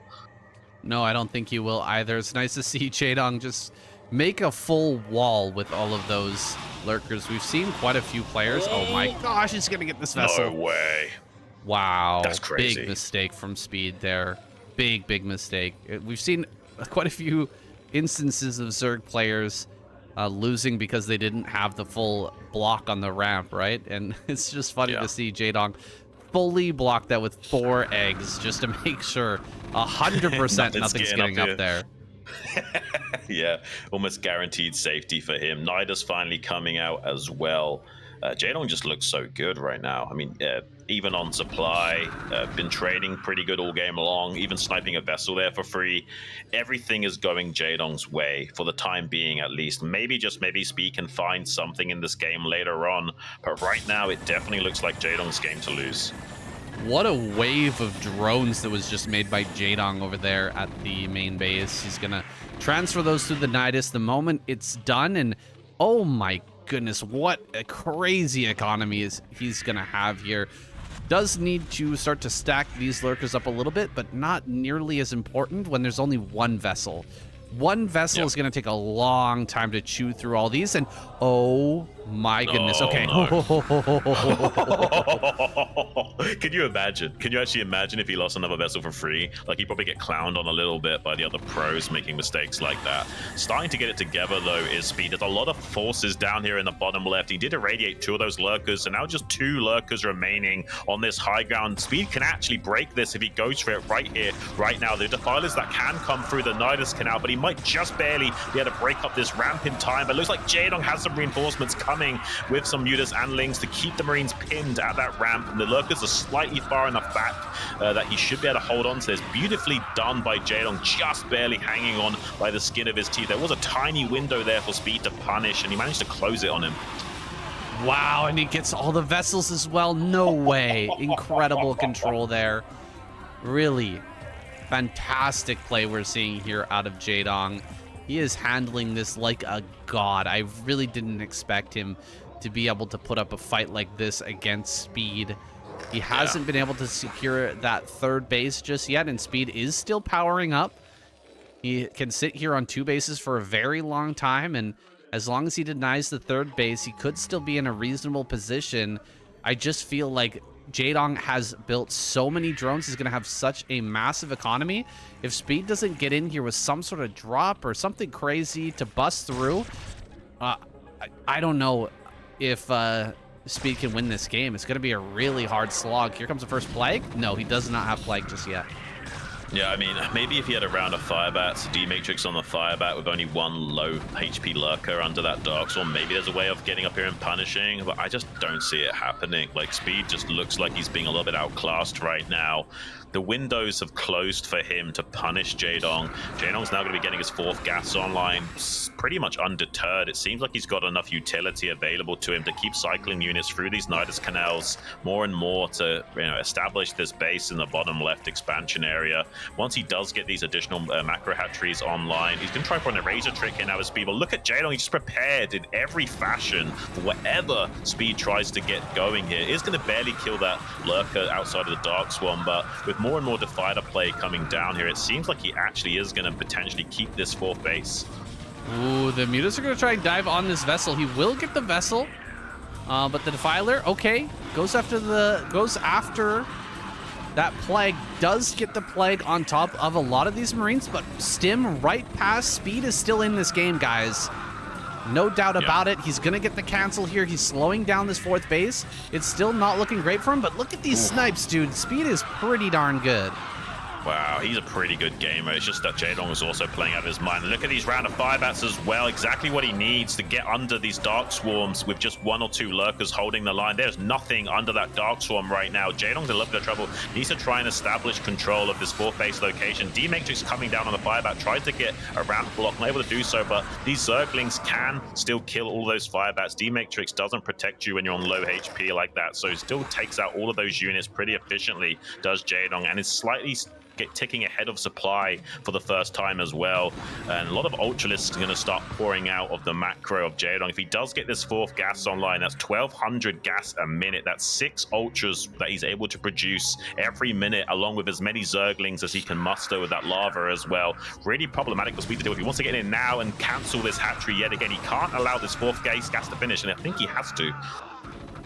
Ooh, he doesn't have any medics with this army. He's been having a bit of a rally push all the way across the map, just sending all of his armies straight towards that 4th base location for Jaedong, trying to break it over and over again. And now finally, Jaedong sending out some units to actually get some pressure back onto Speed. Again, though, is going to have to retreat here as Speed shoves forward. He does not have a 4th base online with only 3 bases. He is in a bit of trouble, a little bit of danger of mining out. Probably needs to get a 4th base online here relatively soon, but as soon as he takes a 4th base, it's going to be heavily exposed. Top right or bottom center, wherever he decides to go, it'll be really easy for Jaedong to send units in that direction to just start to deny that. Yeah, we got some cattle bruisers out on the map to try and see if he can maintain control of this dairy farm right now, but I'm not so sure that's going to be occurring. Saying I don't think this is going to be enough. I think this is too little too late for Speed in this game. It seems like Jaedong is in full-scale production right now. Even a few spore colonies coming out in some of these expansions to sandbag and delay the efforts of these battle cruisers further. This is going to be problematic for Speed, to say the least. He's doing such a good job of sniping some of these defilers like that. If he can keep up this level of play, as the +3 weapons upgrade on his Marines, the Observer just showed us as well. So he is doing okay with everything. Like, he is hitting his timings, but I mean, Jaedong's just playing out of his mind. There's like not much really can be said about it. Like, if Jaedong can now start to launch assaults on this 3 o'clock natural third of Speed while still successfully defending his own 4th base, Speed's in a lot of trouble. He can't afford to delegate resources to defending that third and laying siege to Jaedong simultaneously. Massive flock of Scourge starting to home in on some of these BCs in the top left as well. Gonna go ahead and just stand right next to the Overlords. If you plague me, you have to plague a bunch of your own stuff as well. Doesn't really need to do that. Enough Scourge to actually clear all of that out. With 4 gases, he can actually afford to make all of this Scourge. If he wasn't able to get that 4th gas online, maybe these BCs could force enough Scourge to where Jaedong just wouldn't have enough gas in the tank. But as it stands, he's got this base fully locked down now. Lots of lurkers under Dark Swarm with even a spore colony there. And look, Speed just doesn't really have much going on. He's got this 3rd base up, yes, but he doesn't have a containment over the rally point of Jaedong top left. Jaedong going to be able to get out with a bunch of ultras and start to hit this. There's like 1 bunker here and no army over in that side of the map. Speed just going to go for a trade. Can he actually bust through? Oh my gosh, he is going to get in here potentially. He's actually paying attention back at home, so he's not bringing his full army together to just crack this base. He has an opportunity to maybe get in there, but no, a Dark Swarm comes down. GG is called, and Jaedong takes game number 1. The best of 3 begins with a Zerg victory. Speed off to a bit of a bad start. Jaedong just hanging in there, handling everything. Man, this guy is looking so damn good, but he doesn't even look happy, Xun. Look at him. A little bit he looks hungry terse. for more. He's like, is that it? Is that all you've got? I thought you were faster than that. It's almost like he's upset with himself. How did I let it get that close? I definitely could have closed this out a little bit cleaner. Did end up losing quite a few defilers to some of those snipes from Speed. You can see his multitasking also very strong, but ultimately, Jaedong had his number. Looking forward to game number 2 now. Dominator is our next map. Will Speed mix it up? Go into something a little bit wild. Maybe we're going to see some teched out play from him. He has been known to pull out some really wild builds in the past.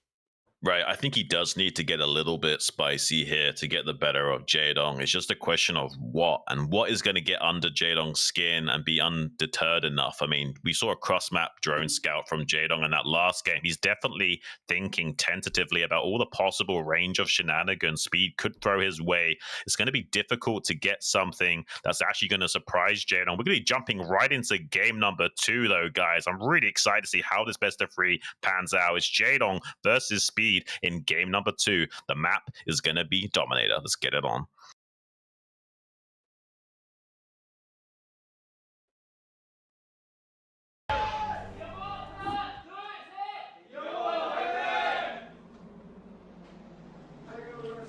Here we are, Jaedong on screen now. Laser focused over in center right. Speed looking calm. Down in bottom left. What's he got in store for us here on Dominator? He's going to be bringing out his absolute best stuff. Yeah, I mean, on Dominator, you can get away with some shenanigans. Because of the triangle nature of how you move your army around, it can be difficult to keep track of exactly how the bio is moving out on the map sometimes. So Jaedong would have to really be on top of things with his Mutalist control and not lose sight of what's actually happening out on the map. You can get blindsided as Zerg quite often here on maps like this with a slightly asymmetrical pathing. You know, I think this spawn location is actually going to maybe prompt Speed into a teched out build.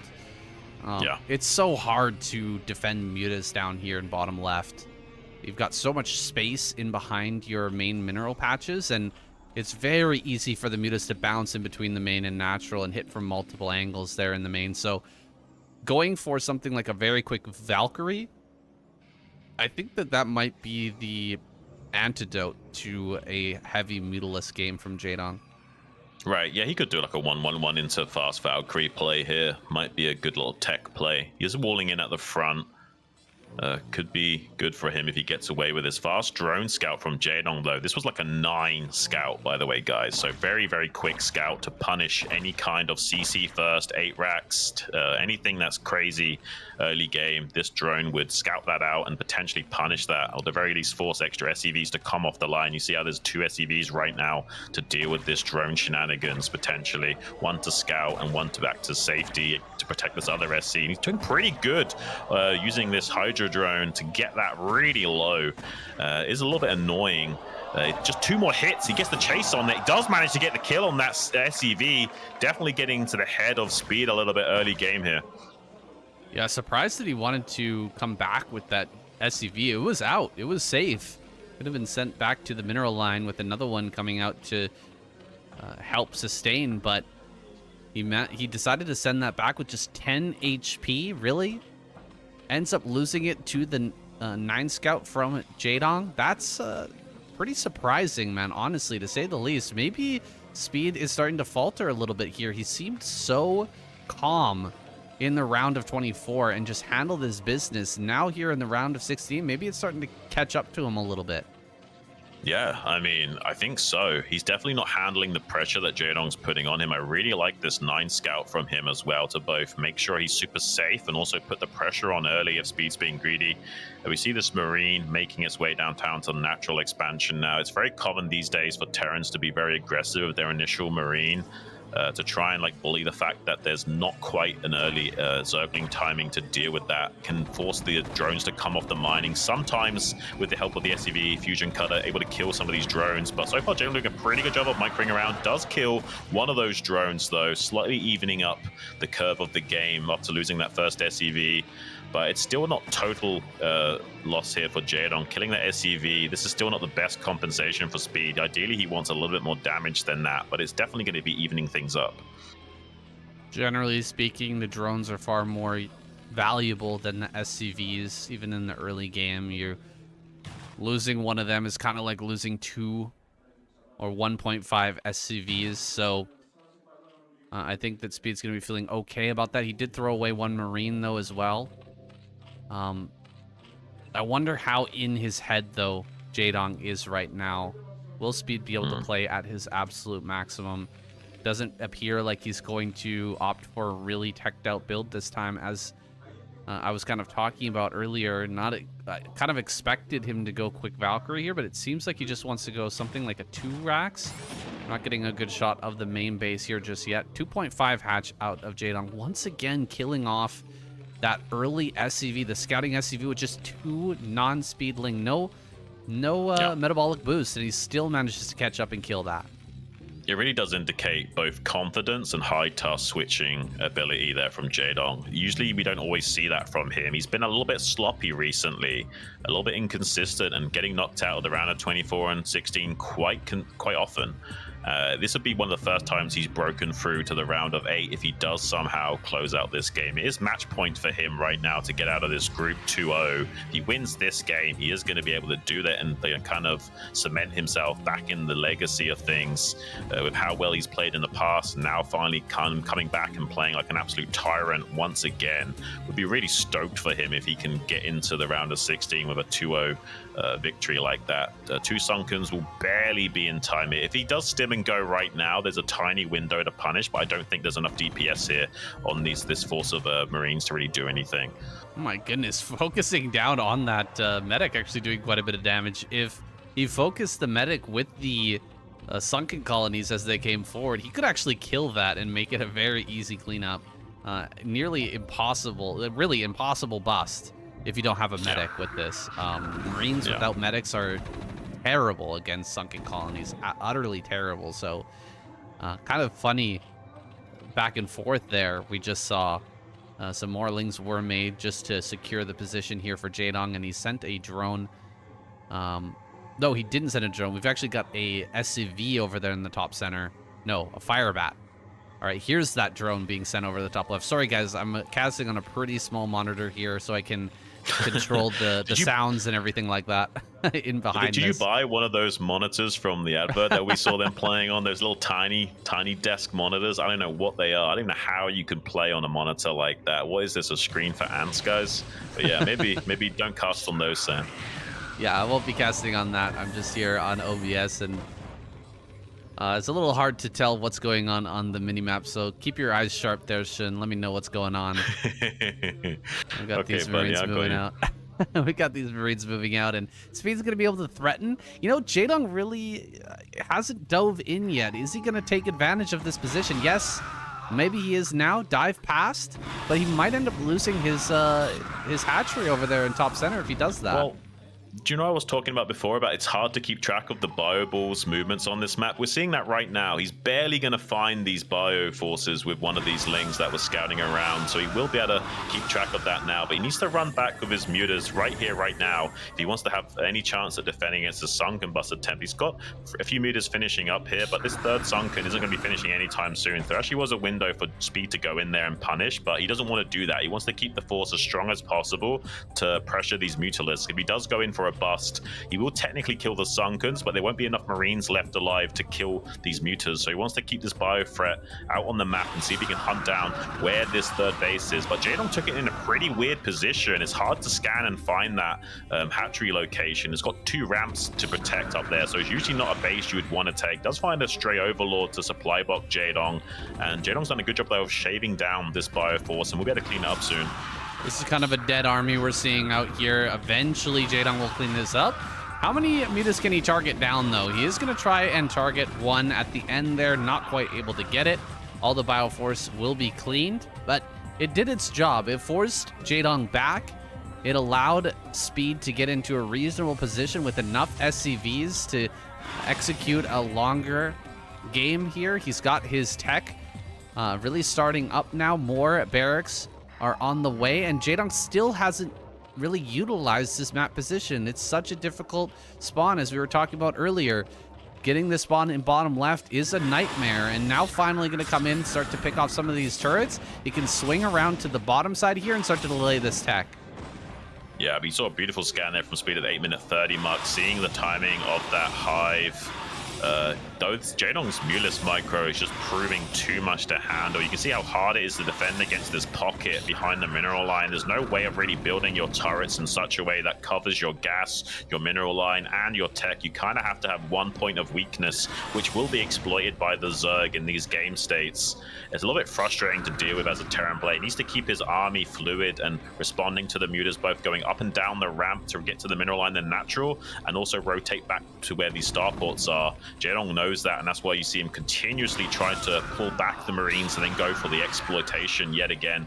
Pretty good job of Speed to weather some of that storm, but overall Jaedong is doing so well in this game. 10 supply ahead, and he's killed so many SCVs yet again in this game. It has really slowed him down a lot, and you can see that reflected in the supply. Full 10 supply ahead right now, and that's not a typical thing that we see in ZVT getting in here. Look at how much exposed infrastructure is at the back of this base. He's going to be able to come in here. Oh my gosh, is he going to get the drop as well? No way. He kills that dropship. Can he get the second one? He does. He kills both dropships. Dude, Speed is in such a rough spot now. He's got some forces moving into the 12 o'clock position, but Lurkers are just barely done in time. He needs to run past and get some drone kills and deny some mining time for some compensation. Does manage to get a few connections on 3 of those drones and denies mining time. A few more drone kills now as well. This is pretty good for Speed, but it's not enough to get out of the woods right now. He's doing a great job of slowing down Jaedong, but relatively speaking, Jaedong is still getting much more of the better end of the stick in this trade overall. These forces will be cleaned up and dealt with, and there's actually not enough damage there. Nice little idea from Speed to come on the front and get another drone snipe there. He's hoping to get some kind of compensation going into this mid-game phase where he's not going to be feeling as much pressure, but it doesn't matter. Even with those efforts of Speed, he's still going to be feeling it soon. Jaedong is surging ahead in his power spike. His 15 supply lead for Jaedong right now at the 11-minute mark. This is where Zerg should be at their weakest of their transitional points, and Terran should be able to exploit those small windows to punish them. But look at this, Jaedong is just on top of everything,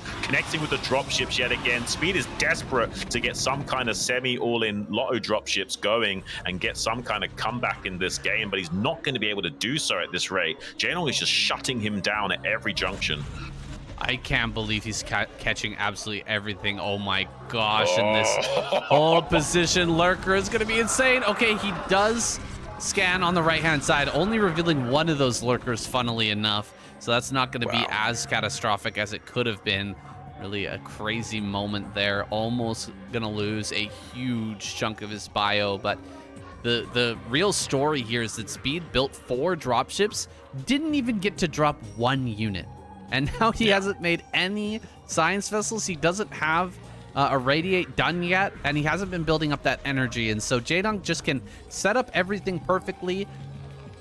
Lurkers underneath overlords in a stack. There's not really going to be any pressure here from Speed. I think he just has to expand and just try to get bigger, take this into a long game. There's really no way he can crack Jaedong right now. He knows, though, that that's a losing move still. Like, he's too far behind the curve of the game to make that really work. He knows he needs to find some kind of damage in this mid-game phase before Jaedong is fully online with his Defilers and with his Nidus Canal. If he can't find anything soon, Speed knows he's in a world of hurt. He's trying to get lucky right now. He hopes he can give enough rope for Jaedong to hang himself with, but Jaedong has not done that at all. Jaedong has made all kinds of interesting, intricate knots out of the rope that's been provided for him, and has instead been hanging Speed. He is finally going to get into the main base with a dropship, but is it too little too late? Just one single dropship's worth of units. There should be some forces of Jaedong to cycle in and deal. There's so many Zerglings there to the left. He's going to get some of these drones at least, but Consume is now done. Fully late game tech potential is online for Jaedong. He just needs to not lose any additional drones, and he's going to be feeling fantastic about this game state. Oh my god, and he gets another vessel. You've got to be kidding me. Jaedong's playing so god tier, absolute god tier. Here comes more drops. This is full desperation mode for Speed. Seriously, this guy, like, he could not be any more desperate right now, just sending in even more drops. He's lost basically all of his very early game vessels. Doesn't have any irradiates. He's going to target down some of this tech. Going after the spawning pool, it's a good choice. Going to kill that off. That really removes a lot of the options here for Jaedong. He's not going to have that all-important Defiler fuel, that food for the Defiler. Here comes a Defiler. Okay, a little bit of mistakes here from Jaedong now. Finally, Speed is starting to get something done after just getting shut down over and over and over again. Is it going to be enough? He's still behind in supply, Xun. But he's trying to create enough chaos to then produce a ladder out of it in which he can then climb out of this hole he seems to have found himself in. Has done a pretty good job of sniping off some of the tech options of Jaedong. The pool and the spire both going down is problematic. Look at how many dropships there are. He's fully all in. He's like, if I don't win the game now, I'm not winning at all. I might as well just go for it. I'm not sure if he's going to be dropping right this second, but he is loading up for another kind of all-in play. This is technically semi-all-in. If you do some damage, you can still transition as Terran and play a normal game, but until he finds damage, he's pretty all-in with these dropship plays. I think maybe the Spire went down. Yeah, it did. It did. The Spire's gone, so he can't make Scourge to stop this.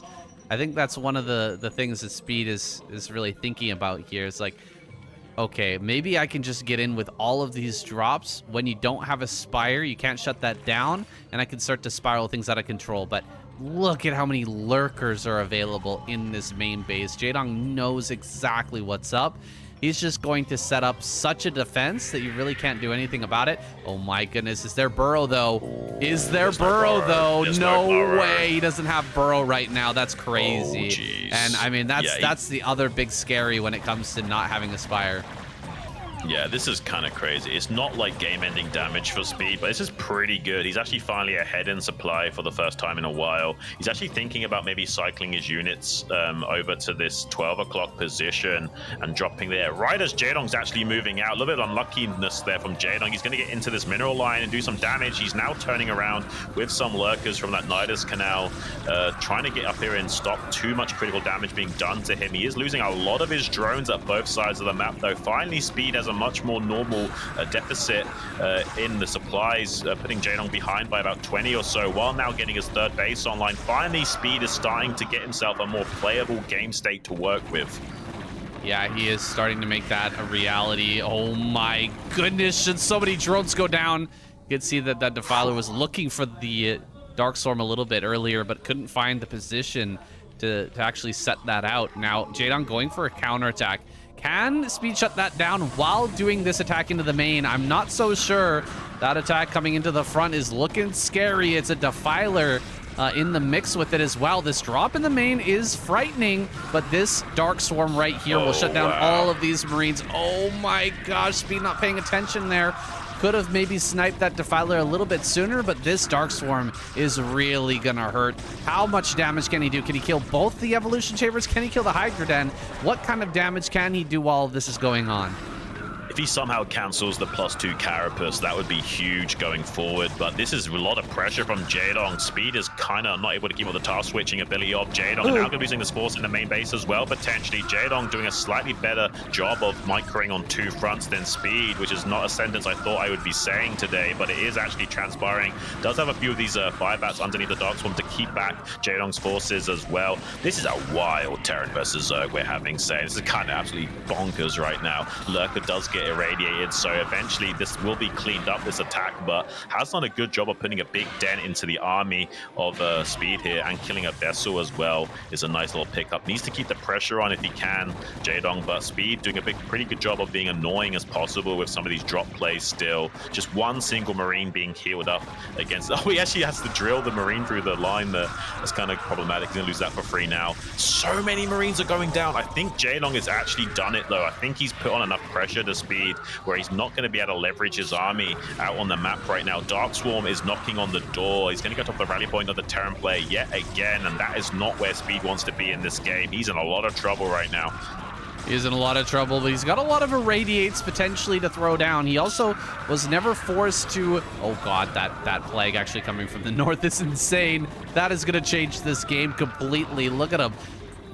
You know, that army was actually going to hold pretty strong there, fighting straight up against Hydras with a bunch of irradiates. He might have been able to hold the line, but that Defiler came out of left field. Nobody saw that coming. Neither did Speed, and of course, he is going to end up being pushed off of this third base. I was going to say earlier, at least he didn't have to, you know, lift off his natural CC and stop mining there when that counterattack was happening, but now he is going to be forced back. He is going to be losing that third base, and he is starting to lose control of this natural. This is a really close game, but it seems like Jaedong's starting to get the better of him. Here we go. Running forward with the Lurk is going to force everything back. This is so many Hydras, and he is going to track down the last of these units, pushing Speed to the very edge of the map, and now turning around to finish off his main.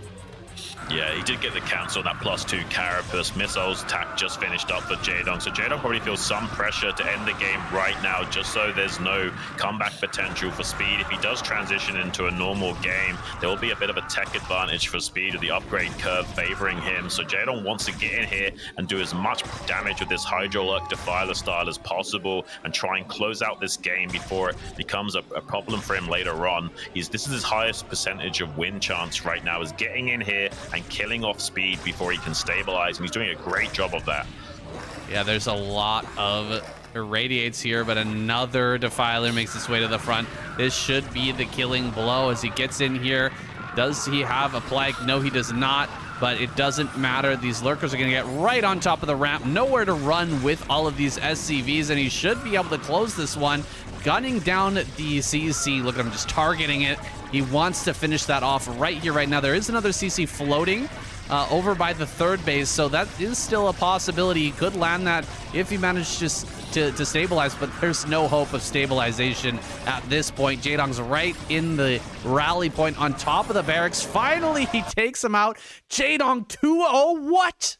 Wow, he's breaking through to the round of 8 first in this group. I didn't think we were going to be having Jaedong making it out, especially first. Look at the look on that guy's face. That's pretty much how we feel right now. This is crazy what this guy is doing, and that's why he's punching the air and feeling so good about it. He should. Like, he's performing out of his mind right now, making a guy as fast as Speed look a little bit silly in that game. There was a moment there where Speed looks like he was going to start pulling Jaedong apart, and Jaedong just stayed cool and collected, managed to dot his I's, cross his T's, and get the job done regardless. There was the possibility of losing that game because the +2 carapace was sniped by Speed with those drop attempts, and Jaedong knew there was a little bit of pressure on him to finish the game as quickly as possible since he only had 1-1 upgrades to work with on the ground. So really good job from him isolating that wing condition and pulling it out of the hat. He knew so many dropships were made by Speed, there just wouldn't be enough vessels, and by the time there was a massive cloud of vessels, he was already knocking on the door. Oh, I hope this is going to be just fuel for the fire that Jaedong has lit. It really did seem like in this past season, he started to take his practice more seriously and really get into Brood War at the highest level, practicing and preparing for the ASL with a new level of seriousness. You can see how excited he was to win that game and take home this series, going out into the round of 8 first. I hope that's just fuel for the fire here that's been burning, and he'll be able to practice even harder and really get into Brood War in his full form once again. You can see him multitasking on multiple different fronts, actually outdoing Speed, which is incredible to say, man. I really thought Speed was going to be the first one out of this group, and I was proven wrong, but I'm pretty happy about it, Xun. Yeah, sometimes I'm really happy to be proven wrong, and this is one of the best ways to be proven wrong when the Tyrant is back in form like this. I mean, that's a lot to get excited about, guys. This guy is crazy that he's able to play at this level after being kind of out of it in a bit of a slump for a couple of years, not really performing. This is his first time breaking through into the round of 8 in quite a few tournaments. I'm really chuffed for this guy. Like, really well done from Jaedong, and Speed really did put the pressure on him in this series and just wasn't able to abuse his high levels of mechanics against Jaedong. Seemed like Jaedong wasn't prepared to fall apart at any time, and Speed tried to give him enough rope to hang himself with, and Jaedong just definitely wasn't feeling like tapping out at all in this game. No, he wasn't willing to tap out. Speed, dude, he got so far behind in this early game. You really got to give it up to him. The way that he made this a game, regardless of all of the bad things that happened early on, and regardless of all the damage that he took, and the mutas got a huge amount of damage. They killed off the initial 2 units that popped out of the starports. That's crazy, getting both of those first 2 dropships, killing off the vessels and slowing down Speed insanely much. Still managed to make that a game. It's really impressive. I'm a bit sad for Speed that he got 2-0'd in this series, but I'm super grateful that Jaedong is performing at that Tyrant level again. Yeah, I'm really stoked that Jaedong's playing out of his mind right now. The first out of his group into the round of 8. That is a really impressive showing. He's probably feeling like he's on cloud 9 right now. I see a little bit of glint in his eye, a little bit of a grin on his face. He's definitely feeling good about that. And he should say, and like, this is a really strong performance from him. That might put the fear of God into some of these other guys coming up in the next phases of this tournament. They're going to be feeling, oh, I thought Jaedong maybe was being a little bit inconsistent, not someone to necessarily worry about, but actually he might be looking to go all the way to the round of 4 with this kind of play. Oh yeah, for sure. I mean, if he can pull out a game like that versus Speed, there's almost no Terran player that he needs to worry about, right? Speed has maybe just light, been, but yeah. Speed has just been crushing, though. I might even favor Speed over Light potentially. I know I said that yesterday. Barracks, I thought Barracks was going to be able to take down Light as well, and Light ended up really showing him up smashing through barracks, but really, I expect Speed to make it through this group. I would be really disappointed if he doesn't, but there are two other absolute killers waiting in the background, Sharp and Best. They're really going to give him a run for his money. Yeah, yeah. I imagine this won't be super easy for Speed to get out of the group anymore. He'll be going through to that finals match. We'll have to see who he's going to be facing off against. Really interesting group we've had. It's hard to call a group like this. Like at least two of these guys in this group, Jaedong and Best especially, just a little bit inconsistent in their recent tournament showings. We didn't really know what to expect from them. Seems like we've got it the wrong way around, though. Jaedong is the guy that's playing absolutely on fire out of his mind and is totally in form right now, whereas Best looked a little bit slumpy in his showing against Jaedong in that game number 1. We'll have to see if he can redeem himself. He's just Protoss versus Terran for him to worry about right now, which is his best matchup, pun intended. Maybe Best can join Jaedong and get out, but I think he's going to have a hard time against it with Speed and Sharp still here. Yeah, upsetting expectations, but honestly, I'm always happy to see Jaedong perform. Yeah. Let's see what he can do, man. Let's see what he can do in the round of 8. I'm sure he's going to have some incredible competition there. He's already taken down some very good players, though, to get to this spot. We got to look forward to these other matches, though. Will Best slump out and actually lose to Sharp next? Dude, that would be a real disappointment as well. I know there are a ton of Best fans out there. Yeah, there are a lot of Best fans out there. I mean, I'm a Best fan as well, guys. I really want to see him perform. He didn't have that great of showing against Jaedong in that game number 1. I'm hoping he can redeem himself in these Protoss versus Terrans. He had a really good comeback against Shuttle in the round of 24. Let's see if we can get a little bit of repeat of those performances from him. It would be great to see Best in the round of 8. He is the kind of guy that can break into the round of 8. He's just so wildly inconsistent. You never know where he's going to end up placing or when he's going to get knocked out.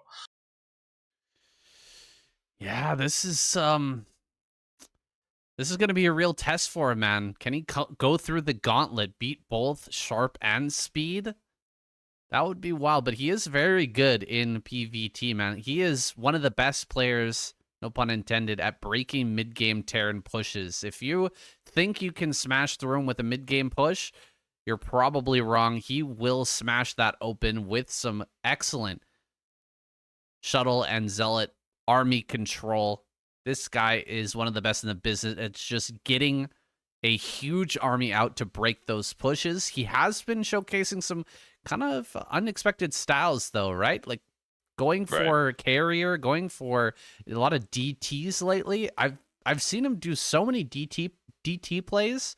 It's starting to become a bit of a pattern. Whenever he gets behind, he seems to like to favor that DT play. Yeah, he does, Saiyan. I'm hoping he doesn't mix it up too much. He does need to obfuscate his range of play a little bit just so he doesn't get metagamed. But I don't like it when he does that too much. Like sometimes he mixes up his play a little bit too much and then ends up costing him in some of these series. I hope he plays to his strengths more, plays a little bit more of that fundamental gateway man shuttle style and just out mechanic his opponents and, uses decision-making prowess to full fruition. He's not always the best at his decision-making, but sometimes he seems to take fights that you would think really you're going to take that fight, and somehow, some way he manages to bowl the Terran over and break seemingly unbreakable positions. He's one of the best in the business at doing plays like that and also kind of baiting the opponent into making small mistakes like chasing down some Dragoons, pulling the Terran out of position just so he can get on top of the army, get some good statuses going, and find good engagements. He's really good at coming back in the games. Even in Protoss versus Zerg, he's really good at coming back and finding weird wins sometimes. But in Protoss versus Terran, he is the ultimate gamer at making the square peg fit through the circle hole, Zan. Oh, for sure. He somehow finds ways to bust open these crazy entrenched Terran positions that nobody thinks can be broken. And he hits his macro like nobody's business. It's crazy what he can actually produce, even after taking a lot of damage in the early game and falling behind. It's Kind of shocking the amount of units he can pop out. What I want to see out of him is just pure gateway man style with a little bit of shuttles mixed in, maybe a Reaver here or there, but a focus on that ground pound army and a lot of Templar with storms as the game goes on, because he is incredibly good at landing those and getting on top of those armies, like I said, in those mid-game pushes. Yeah, he really is absolutely exceptional when it comes to that phase of the game against Terran. If you want to study a guy and how to play Protoss, watch Best. Like, it's really hard to emulate what someone like Snow does with his Reaver control and his task switching, but someone like Best is much more standardized way of aping his way through to victory. Like, he's much more easier to follow and learn how to play someone like Best rather than some of these other guys like Mini or Snow. Mini's more of an optimizer. He'll help you get the most out of the orange, but in terms of playing fundamentals, just watch Best. He will teach you the way. Oh yeah, if you want to see how to just macro out a big army, you definitely want to watch Best. I don't know if watching his engagements will help you any, because his engagements still don't make any sense to me, Xun, and I've watched him a million times. Like, some of the things he's able to do, I don't think anybody's capable of. Really, nobody else in the scene is capable of breaking some of those positions. Yeah, it's kind of wild, honestly. Like, there's many times where I'm kind of used to it, but I still get speechless when I see it. It's almost hard to believe. It's like reality is being bent before your eyes. Somehow the spoon is bending, and investors like, well, it's not the spoon that's bending. It's actually you. It's like he bends space and time around him to make those attacks work. And we really can't say anything else than that. He just manages to do it every time. All right, guys, we're going to take a short break here. When we get back, we'll be going to that Best versus Sharp match. Figure out who will take on Speed in the final. We'll be right back.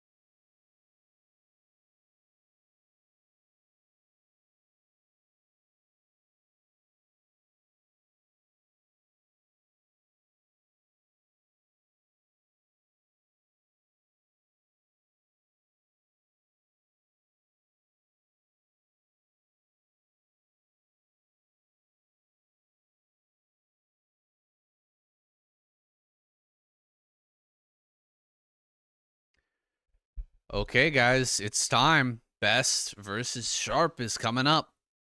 And I know a lot of you guys haven't been watching KCM or some of the other shows we're doing. Maybe you've only been watching Best in the ASL, and you haven't seen his ability to break through Terran in its fullest form. This guy is better than anybody else. He's like What I would liken it to, Xun, is like a kung fu master. You know, you look at this guy, and he punches his hand right through a cinder block, and you're like, oh, wow, maybe I can punch my hand through a cinder block, you know? Your hand just shatters into a million pieces. I don't know how he does it. Can he do it here today, though? Sharp versus Best. Let's get it started.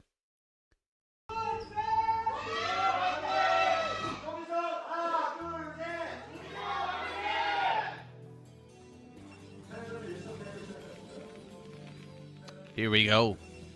Sharp down in the bottom left. Best top right. We're here on Eclipse. So pretty good chance that we can get a Protoss victory here. It is a tough map to play PvT on. Your third base is very far away from your natural. It's a hard slog to get that online. Plus, there's so many different pathways coming up and down this map. It can be a real challenge for a Terran player. We'll see what Sharp has, though. There have been a lot of series I've watched from Best where he doesn't have the greatest vulture defense, and that really is Sharp's strength. He is so good at getting in there. Yeah, he usually is one of the best in the business at getting in there with his vultures. We may even see Best try to avoid opening up Nexus first, knowing that there's a chance that Sharp will go for that 11 gas style and get in there with the vulture just before the dragoons are popping out of the gateways. Another thing that makes this map difficult for Protoss versus Terran is the Terrans, if they make a bit of a misplay with how they move their army around the map, it's very difficult to get back, because once you are committed to one of these lanes, like, you can't just transfer over to another lane. You got to turn all the way around, come all the way back down, and then set up on another lane. It's very problematic for Terrans if they do make a misplay. Very unsurprising gas deal here from Best on this two-player map. There's ways you can try and navigate against that, blocking the ramp with an SCV or taking the gas extremely early and then finishing it later. Neither one of those are really favorable for a Terran player, though. You're committing a lot of economic damage to yourself to make sure you're getting that gas up undeterred. So most Terran players just allow it to be stolen and to play more of a bunker expand style in response. Gas steal Nexus first. Could have called it here, Xun. Best is playing a pretty standard game for this map. You can do some different things, like you could go gas steal into gateway in the front and try to put on the pressure, but with the gas steal Nexus first, it's so hard to pressure. All you need to do is, or it's so hard for the Terran to pressure you, is what I meant to say. And so all you need to do is just watch what the Terran is up to. If they build something like a second barracks, or they do it, you know, anything really aggressive, aside from just taking their own CC immediately, then you can throw down a forge and just build a cannon. You'll be 100% fine. He's sitting here on one gateway, getting as greedy as possible. You can see he's already got the pylon down here, just in case he does need to go for that forged cannon play. Yeah, I mean, honestly, this is probably one of the only maps that he could have gotten away with a Nexus first, utilizing the gas deal, just with how common it is for Sharp to go for that early 11 gas play. I think Best wants to take full advantage of that on Eclipse and get a nice quick win under his belt to set the tone of the series.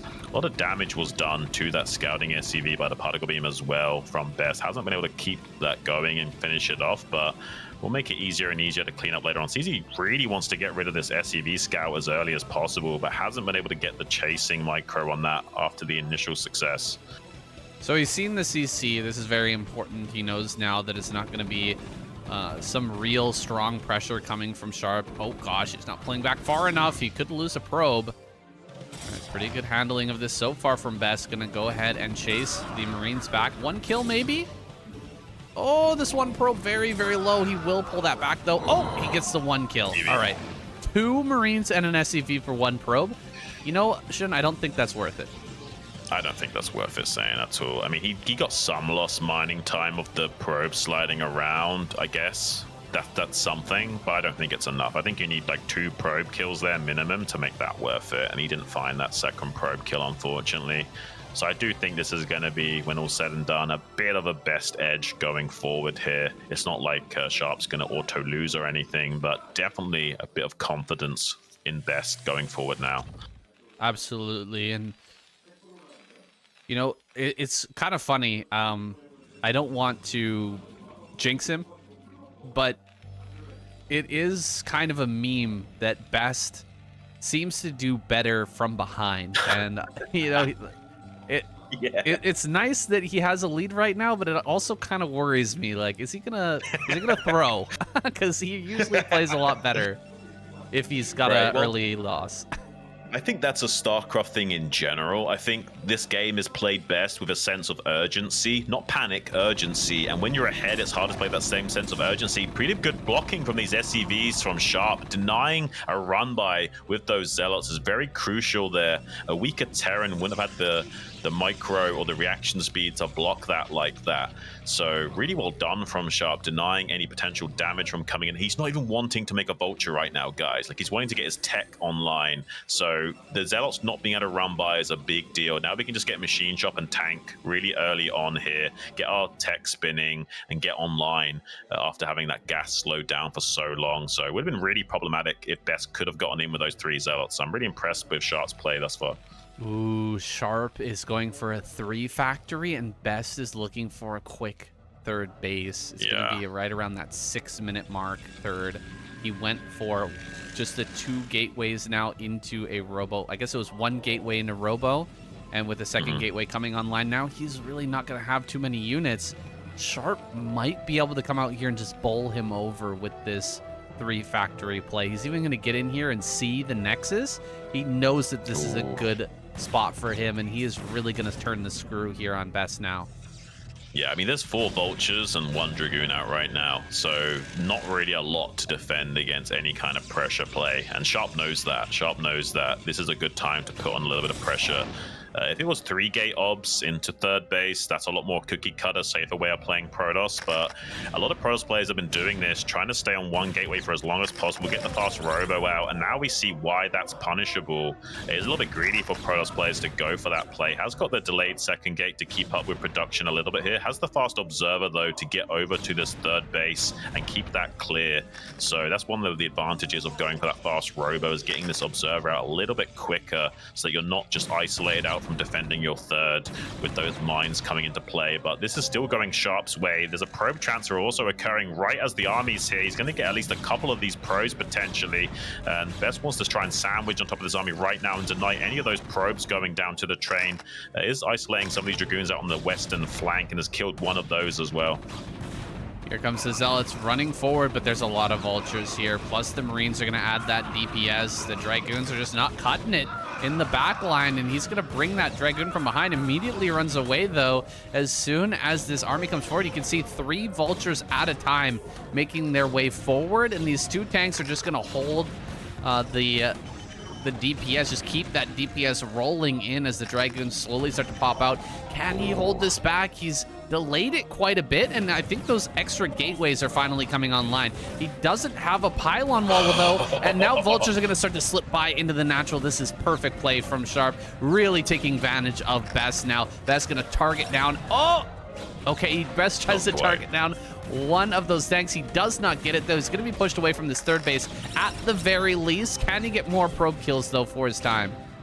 This is absolutely wild from Sharp. You see why we say he's so good with Vultures early game. He's just putting on so much pressure to Best. He's in absolute disarray, trying to stabilize this position. He knows it's going to be so difficult to get up here and defend this third base, as well as shutting out additional Vultures from punishing his natural. He probably wants just to wall up his natural temporarily and get all these Dragoons out to the third. He's trying desperately to get on top of this third base location and defend this, but it's so low on HP. Sharp is going to get the kill on that Nexus, saying he's playing out of his mind right now against Best.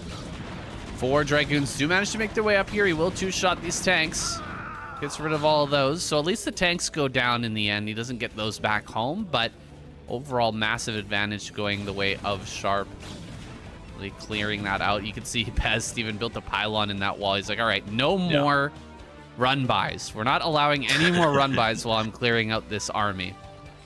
It was necessary, honestly. It was getting a little bit ridiculous with how much he was getting countered by that. It wasn't able to secure, so saving that third Nexus, though, does make this a much more playable game state after losing the army of Sharp. If there was a way that Best could clear up that army without the Nexus dying, then there's a little bit of problems. Then there's actually not a full wall in. Look at that. The Dragoons can actually still get out. That's kind of crazy, right?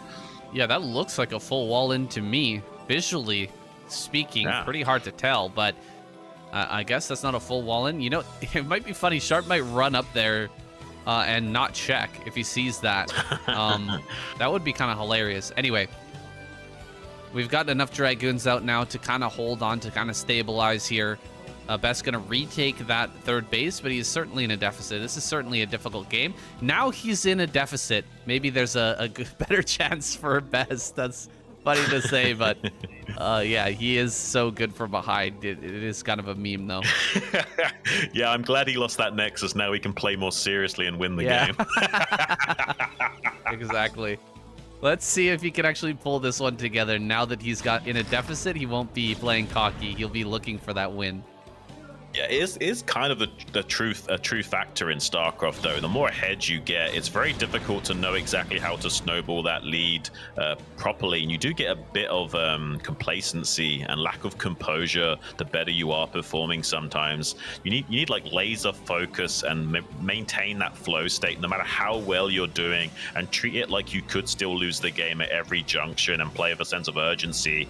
But players like Best, sometimes, you know, they don't really do that. I mean, there's a lot of players that are like that. Once they start getting a roll in, they kind of don't really know what to do with themselves. The win conditions are less obvious when you're doing so well. Well, the game is scrappy enough now. I think it suits Best style. Sharp has a few vultures out on the map. He's kind of patrolling for that fourth base, but it is a long distance to push in order to get this third, and Best wants to take advantage. He's going to dive right on top of these tanks, dropping a lot of zealots here. Doesn't get a kill on any of the tanks, though, and gets his Dragoons forced back. Not a great first bust here from Best, and he's 20 supply behind now. This might be a little bit untenable for our Protoss. Yeah, he is starting to choke a little bit in this group stage, it has to be said. Had a little bit of a disappointing showing against Jaedong, but that was more just Jaedong playing so well. Now, though, he's having a hard time up against it, against Sharp. Can't evacuate these Dragoons to safety. Sharp doing a great job of isolating their path of retreat, mining it up. He has to pull all the way to this high ground in the bottom right. It doesn't really matter, though. He's going to be able to probably clear out these forces very efficiently. Look at this vulture control from Sharp. It's otherworldly. Absolutely. Sharp is playing out of his mind, pulling off some amazing vulture control, getting in on top of everything. Best evening out the supply a little bit now, and it seems like Sharp wants to back up, set up his third base, and wait for some more upgrades to come online. That's going to give some time for Best to get storms on these Templar and actually have some splash damage for an upcoming fight. He also has zealot speed, and he can get a few more robos out, but I don't know if he can hold on to this fourth base. Xun is way down in the bottom right. Yeah, it's hard to consolidate your forces on two fronts like this. Well, the Terran's got such a lead in this game. Like, everything is going well for Sharp. He's in full macro swing. Hasn't even need to really worry about defending this third. Like, he can start to put the pressure onto Best. And if he can consolidate all of his forces down to one singular lane before too much splash damage is available for Best, he might be able to get a killing blow. He needs some high Templars and shuttles like we see now desperately to have any chance at fighting this army in a frontal engagement. Usually you want to avoid that frontal engagement with the Terran at all costs and just keep counter-attacking and running around the Terran army. A little bit harder to do on these lanes, though. If they can get your army located and pinned down, you're kind of forced to trade head-on with the Terran, and by that time you want to have shuttles and storms available. You might just get bowled over. Let's see if he has those storms ready for this next fight. You can see he's just barely ahead in this supply. He is going to be able to transfer over to that fourth base, and with one base mining over the Terran player, he's got the bare minimum that he needs to still remain viable. But definitely not in a good spot here just yet. Some probes do make their way down here just barely in time. Those were not covered by Dragoons, so it was a big opportunity for Sharp to wipe out a full probe line. He kind of missed it there, but he's still looking fantastic, bringing his army to the front now, really containing himself on three bases, holding down the fort, setting up a really difficult position to dive into. This is the type of Terran position that we've seen Best break time and time again, but is he going to be able to make it work this time? I mean, every time we see it, we feel like this beforehand, like there's no way he's going to break through that position, and then he does, and you're like, oh, okay. But this time, I genuinely don't think he's gonna. This time, I don't think he's gonna break through. I mean, the geometry is just a little bit hard to abuse here for Best to deal with. I think that as long as Sharp stays the way he's set up, it's very difficult to come in here as the Protoss player. He's being a little bit annoying with these drops as well in the bottom right of like a single siege tank and a couple of vultures. Even gonna be able to pick up this tank on the exit and kill a lot of the mining time of Best while this is all going on. Some 3 Goliaths just out on a weird move command there towards the natural 4th base of Best. Those are going to be easily dealt with, but it's buying some time actually. Best like cleaning up that attack will give a little bit of a window now for Sharp to start to think about an attack vector with his ground army and make their way over towards this 4th base location. Best needs to remain active out on the map and come on the left-hand side now and punish this weakened position right as he starts to push. All right, bringing forward the shuttles. He's got another round of Zealots. Kind of busting through everything right now. Sharp gonna pull us back as quickly as possible and Best get up onto the high ground. He might have some Templar here. He does. Templar are gonna help to annihilate a lot of these tanks. Can he actually get up on the high ground? Oh my gosh, these storms are insane. Best actually trading at a huge advantage, and look at the supply drop for Sharp overall, down to 130 to the 180 of Best. He is really lighting up this army in a surprising manner. Oh my god, another round of Zealots. He's coming forward. He's doing it, Xun. You see what I'm talking about, saying every time we say, oh, there's no way he's gonna be able to break this position. Best is just like, hold my beer, guys, hold my beer. I'm gonna wait for this guy to attack, and I'm gonna show you how it's done. The square peg fits through the circle hole every time, guys. He figured that out in kindergarten. The Kung Fu Master punches through the cinder block with ease. Don't try this at home, kids. Your hands, your bones in your hands will absolutely shatter, but Best knows how it's done. He's got the speed, the power, the timing to just smash right through that unbreakable force of Sharp, down to just 94 supply in a matter of seconds. He tears this Terran ASL finalist apart. I mean, only Best can do this, you know what I mean? Like, you see no other Protoss player pull games out of his hat like this. It's almost kind of weird. Like, it's almost like there's a glitch in the matrix that Best is able to exploit every time. I just don't know how he's able to do it so consistently. He's one of the only Protoss players that can actually do this to a Terran. He was maxed out. Sharp was maxed out, saying he had everything going for him. He completely outplayed Best in that early game, got the kill on the 3rd base, and was happy to just macro up his own army. The only thing that was going Best's way there was the fact that there wasn't a strong upgrade timing for Sharp. So even though he had that maxed army, didn't have like really strong upgrades on it. So all we needed for Best was just some good storms and some good engagements, and he definitely found that right as Sharp. Look how frustrated Sharp is. He almost can't believe it.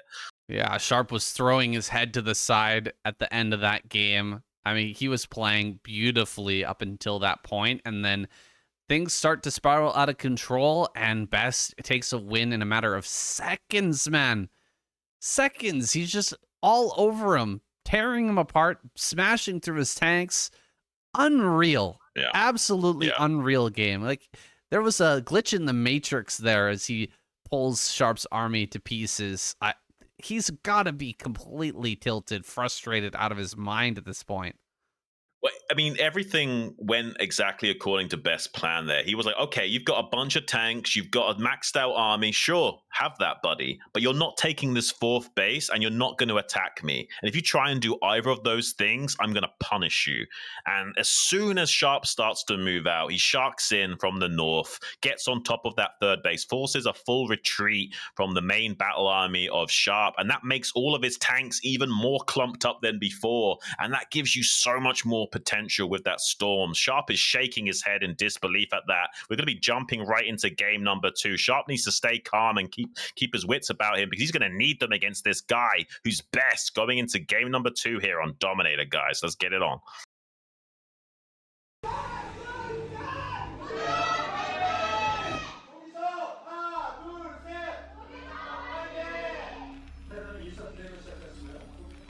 The cheers ring out for this guy, Sharp. And him, best. Yes, he is him, guys. After that game, there's no denying it. He is absolutely him, the main character of ASL. How the hell did he break through Sharp's line there? How the heck did he win that game? Yeah. Just crazy. It's insane saying, honestly. Yeah, we got Sharp down here in the bottom left, best on the right-hand side. I mean, this is a map that we originally thought was a little bit Protoss-sided. I think as time has progressed and the map changes have come into effect, it's much less of a Protoss favorite map. And there's actually some arguments to be made for, you know, that being a little bit Terran-sided. I've seen players like Mihu, for example, pick it against Sanhoon in the BSL. It does seem to be some thought processes that these pizza slices aren't nearly as troublesome to deal with as originally thought, like also learning how to go through the middle of the map more rather than relying on traversing these high and low ground transitional points of these pizza slices. So there is ways of navigating around the initial map imbalances we first thought. I think that personally Light has the best understanding of this map as a Terran player. Maybe it really shows an interesting style of approaching it, where he doesn't really care about the pizza slices as much, and he is much more focused on just getting the initial 4 bases online and then pushing through the middle of the map. He likes to set up the middle in just kind of an unbreakable position, and then send out small contingents of army to start hitting different bases and just force the Protoss player to try and run around him constantly, and eventually get so annoyed by that central block of units that he just throws his army in there and kind of loses everything, because it's so difficult to dislodge a well-fortified Terran in that center. And that was even before the map changes, saying, and now they've got it so that you can build turrets a little further out on this pizza slice, helping you take that mineral only as well. So maybe, just maybe, Sharp can navigate this game and equalize the series, and we'll be going to game number 3 as well. That's a pretty crisply timed factory. That was 11 gas from him then, was that? I'm not 100% sure on that, Xun. He's got a quick gas, though, and a quick factory is going to follow up. A remarkably quick factory here for Sharp. Maybe it was indeed that 11 gas. He's known for doing this build, getting that Vulture out as soon as possible to really put on that pressure. Not going to be a Nexus first, though. This time out of best, he is opting for a little bit more tech here before he gets that Nexus out, but throwing it down at 19, still a very fast Nexus. Right, yeah, basically with the 11 gas, you're getting out that Vulture like 5 seconds-ish earlier, and against Nexus first, they just don't have the Dragoons out in time. So they got like 2 Zealots maximum, just as the Dragoons are about to pop out, and you get into the natural, and you just avoid the Zealots and get a lot of probe kills and time mining time to compensate against the Nexus first. This time around, though, Best not going to be going for that Nexus first, just like we were talking about, saying on Eclipse, it's understandable. He can get that gas steal, force a bunker expand out of Sharp, and kind of get that Nexus early undeterred. But in this game, I really like that Best is playing super safe with this normal range opening. He's going to be able to hold his high ground here and hopefully not take too much damage from Vultures. I say that, but Sharp seems to be so consistent at always just getting in there and getting that damage done, no matter what his opponent does to set up. I think probably the strongest thing against Sharp is just build a full wall.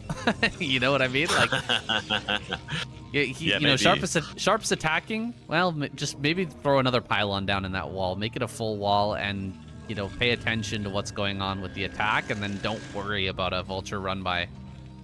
A lot of his victories have happened because they haven't fully walled and the Dragoons just barely aren't blocking in time, or he lays down mines on the one Dragoon that is blocking and, you know, kills it and gets in anyway. Like, that's how a lot of his wins are occurring. So really shutting down the Vulture harass early game does seem to be the key to getting one over this guy.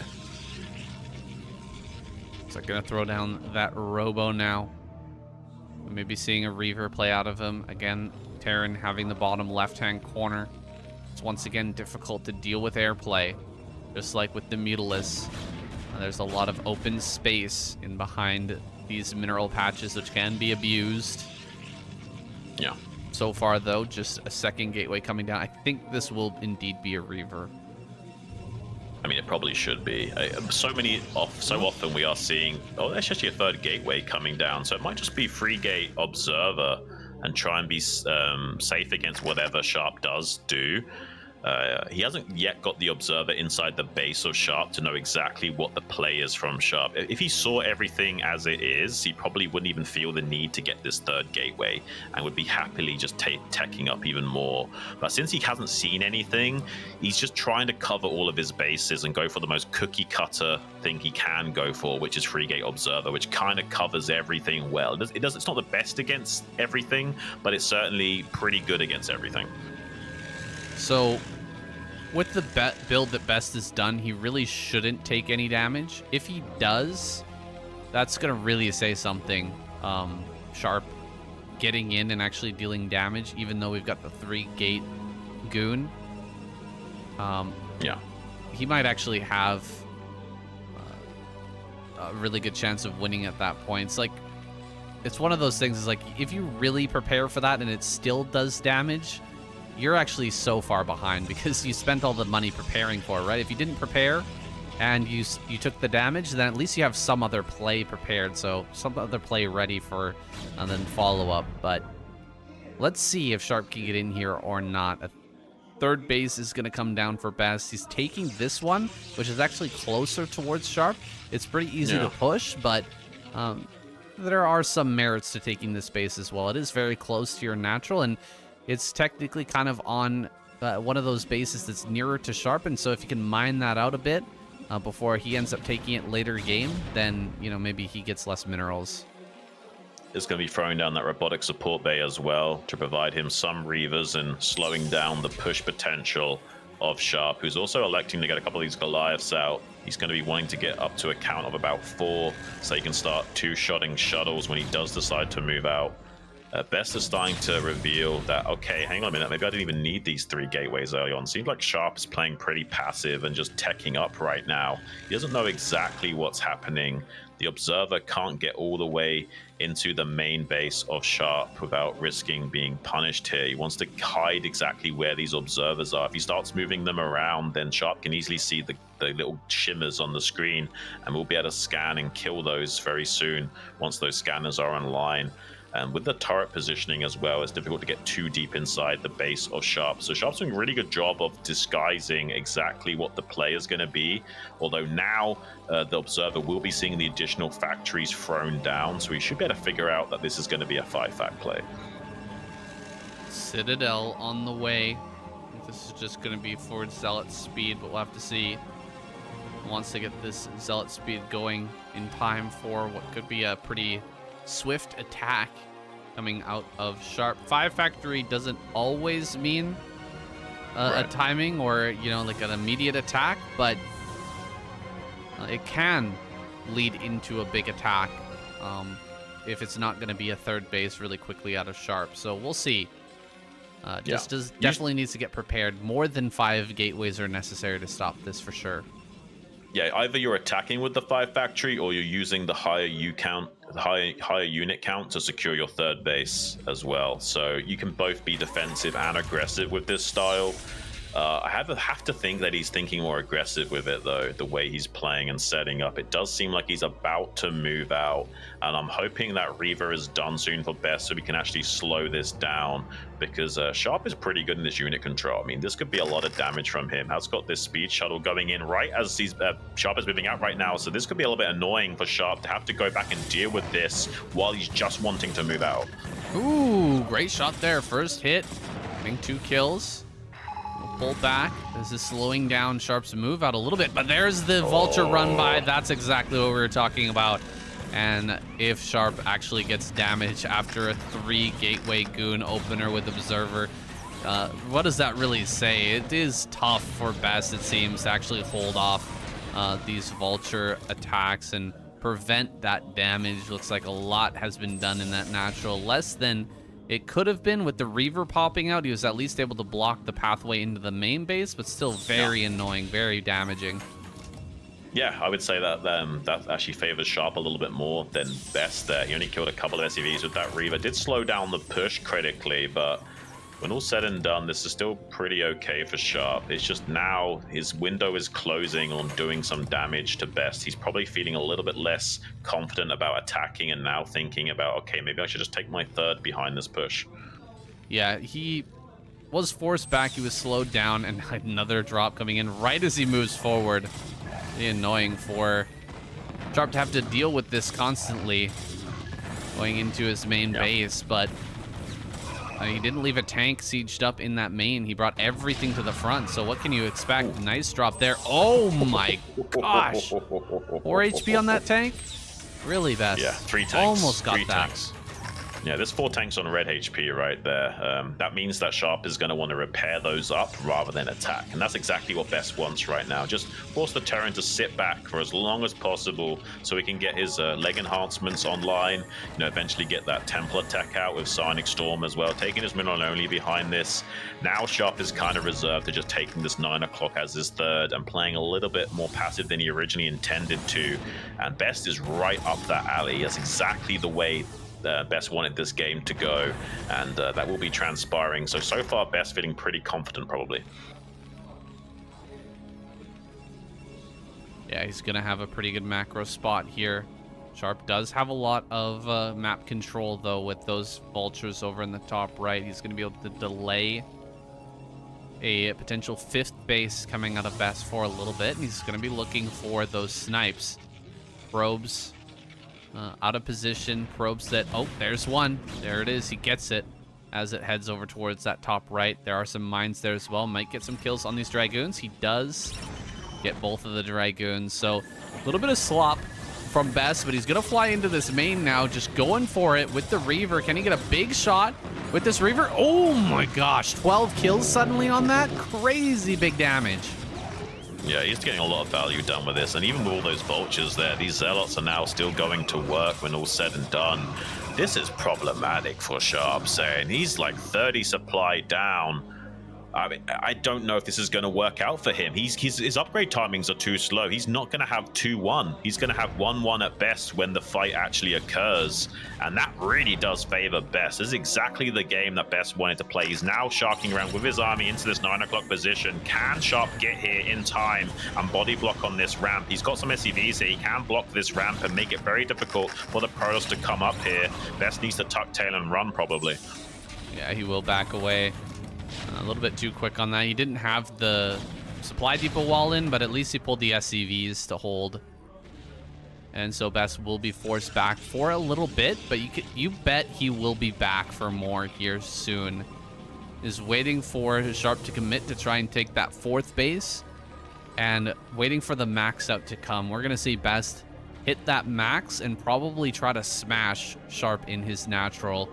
You can see he's starting to push forward here a little bit, losing a couple of vultures right before this fight. Here we go, triple shuttle. This is what Best does. Yeah. Best. This, yeah. I was trying to think of another word, but here we go. Jumping on top of these tanks. Gonna drop Zealots and Templar all over this. Huge storms in the back line. Zealots coming in a trail from behind the Dragoons. Not many Dragoons remain, but there are enough Zealots to clear out all of these tanks. Wow. This is exactly what we expected out of Best. He has just crushed this natural and destroyed a lot of the chances here for Sharp.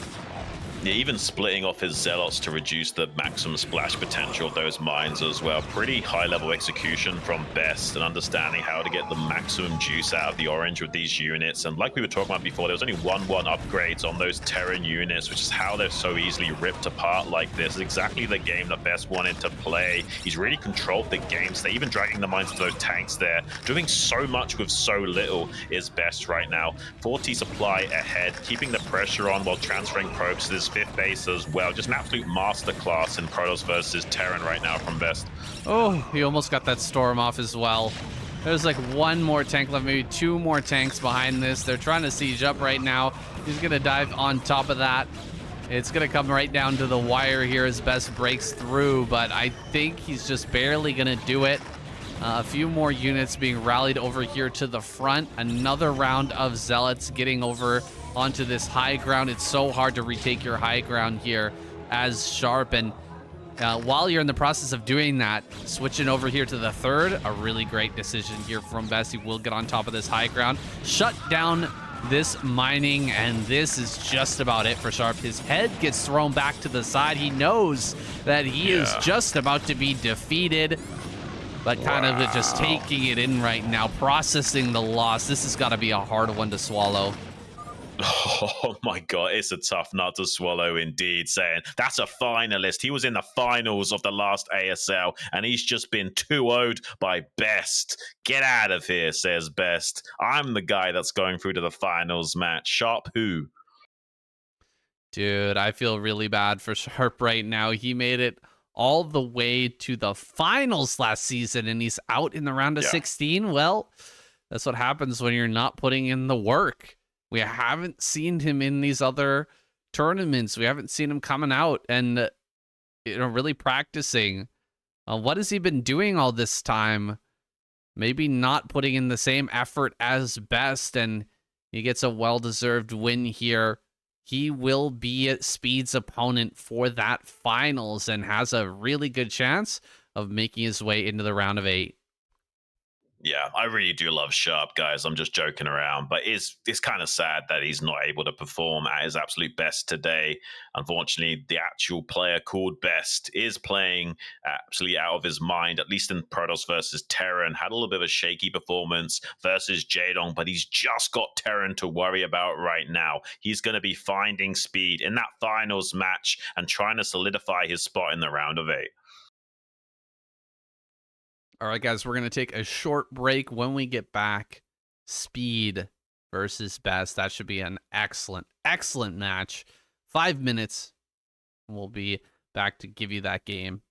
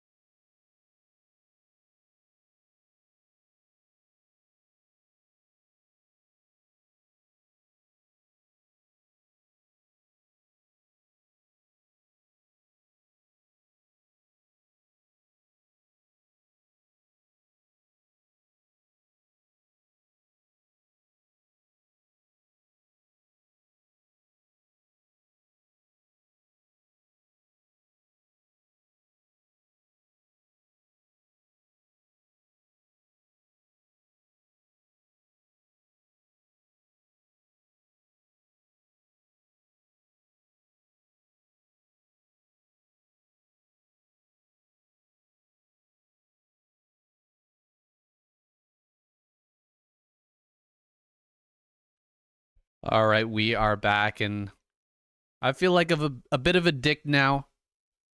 Talking about Sharp and not being practicing. He's got a very good reason that he hasn't been able to attend a lot of these tournaments, that he hasn't been able to practice at his absolute peak. And that's because he has cancer. He is not doing so well in that regard. I guess he's getting through it. It's not a very invasive type of cancer. It's called thyroid cancer. Is that right, Xun? That's right. That's correct. He had surgery in December, but it doesn't matter, guy. He seemed very chill and nonchalant when talking about it, but any kind of health complications can be very scary, especially with the C word. And it does seem like, ages 30 to 40 is the most sketchy for some of these guys. They go through their lives not even thinking about health problems. All of a sudden, you got this stuff to deal with. And we have lost a few guys to this stuff. So I'm a little bit sad for him. Hopefully he can do well and come out the other side. There's a few other guys that have had complications like Lava. I'm hoping he's going to be one of the lucky ones. He's certainly a fighter, Saiyan, so I imagine he's going to get through to the other side. Yeah, I'm hopeful that we're going to see him in another ASL next season, fully healthy and practicing his butt off like he wants to be. Guys, we're getting into this next game, though. Speed versus best. Get hyped for this final match.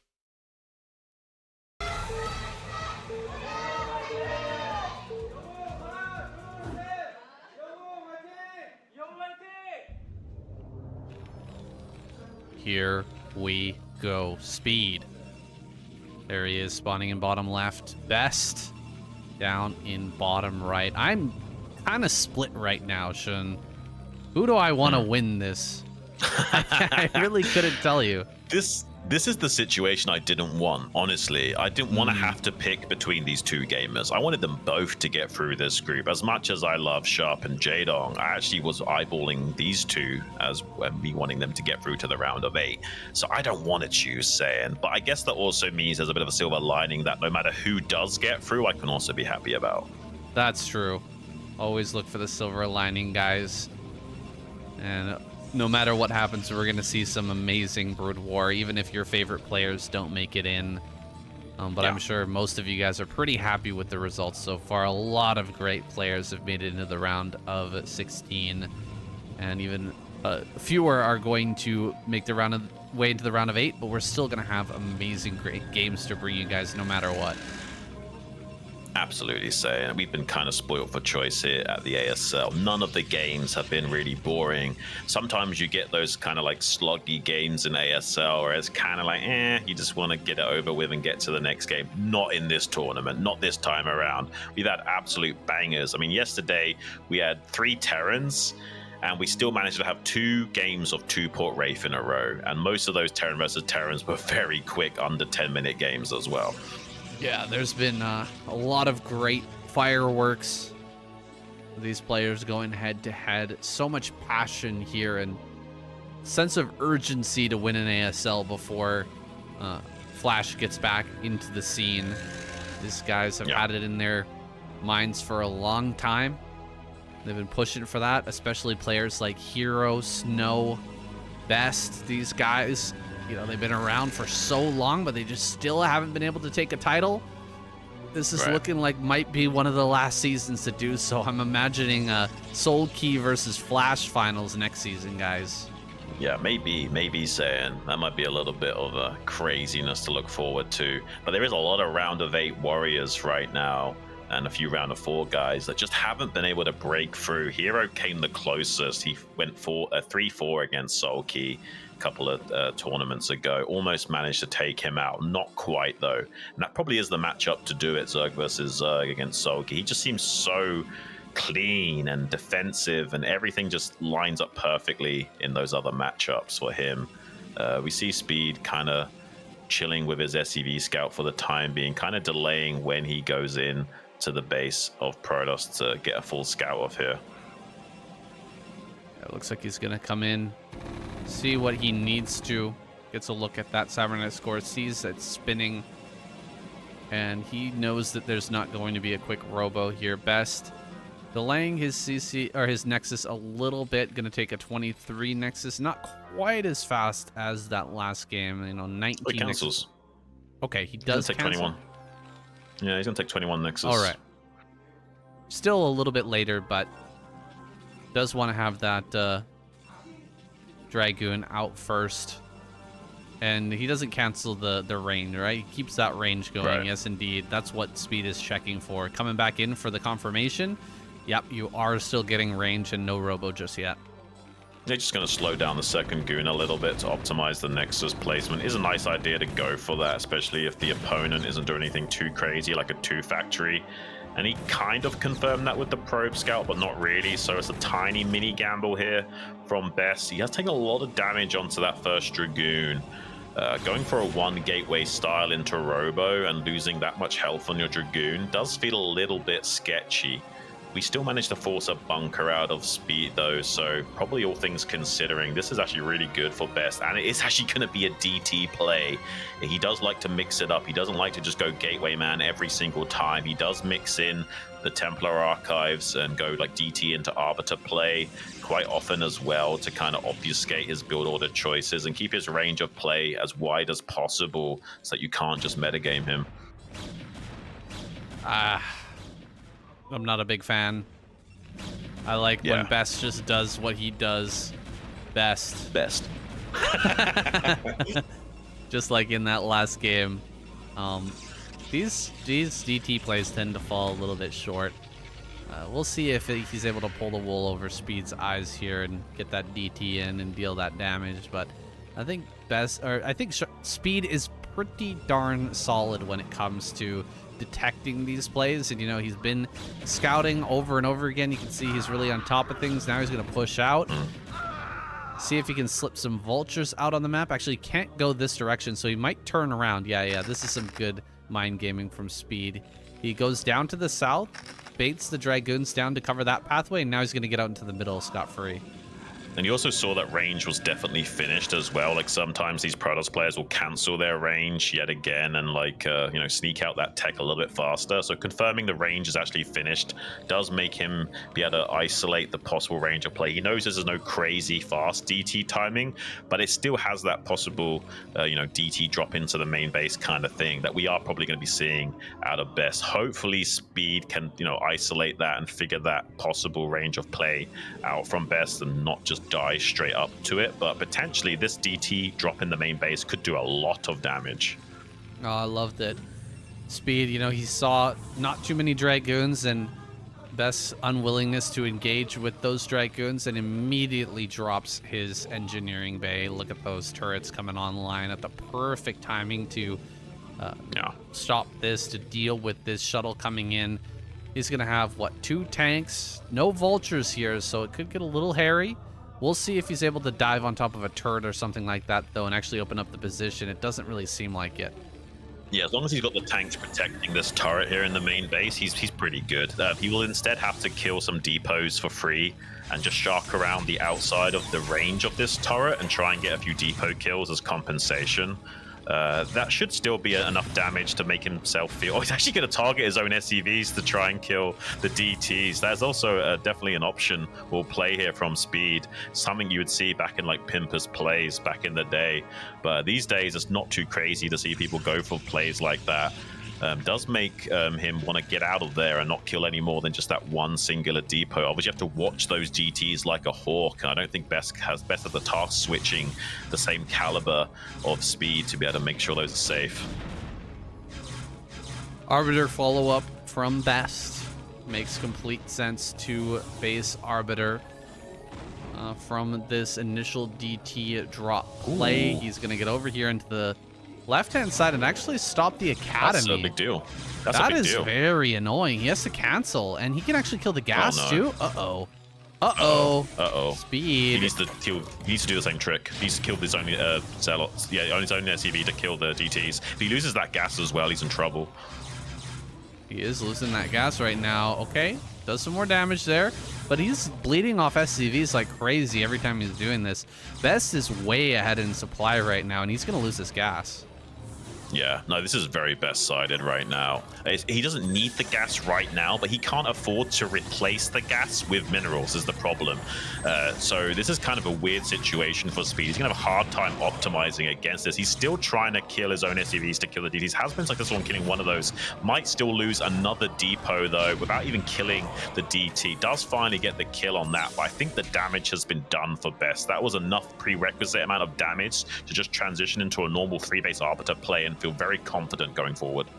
Great harass, really good harassment there out of Best. Speed is struggling now, really struggling to put together this mid-game.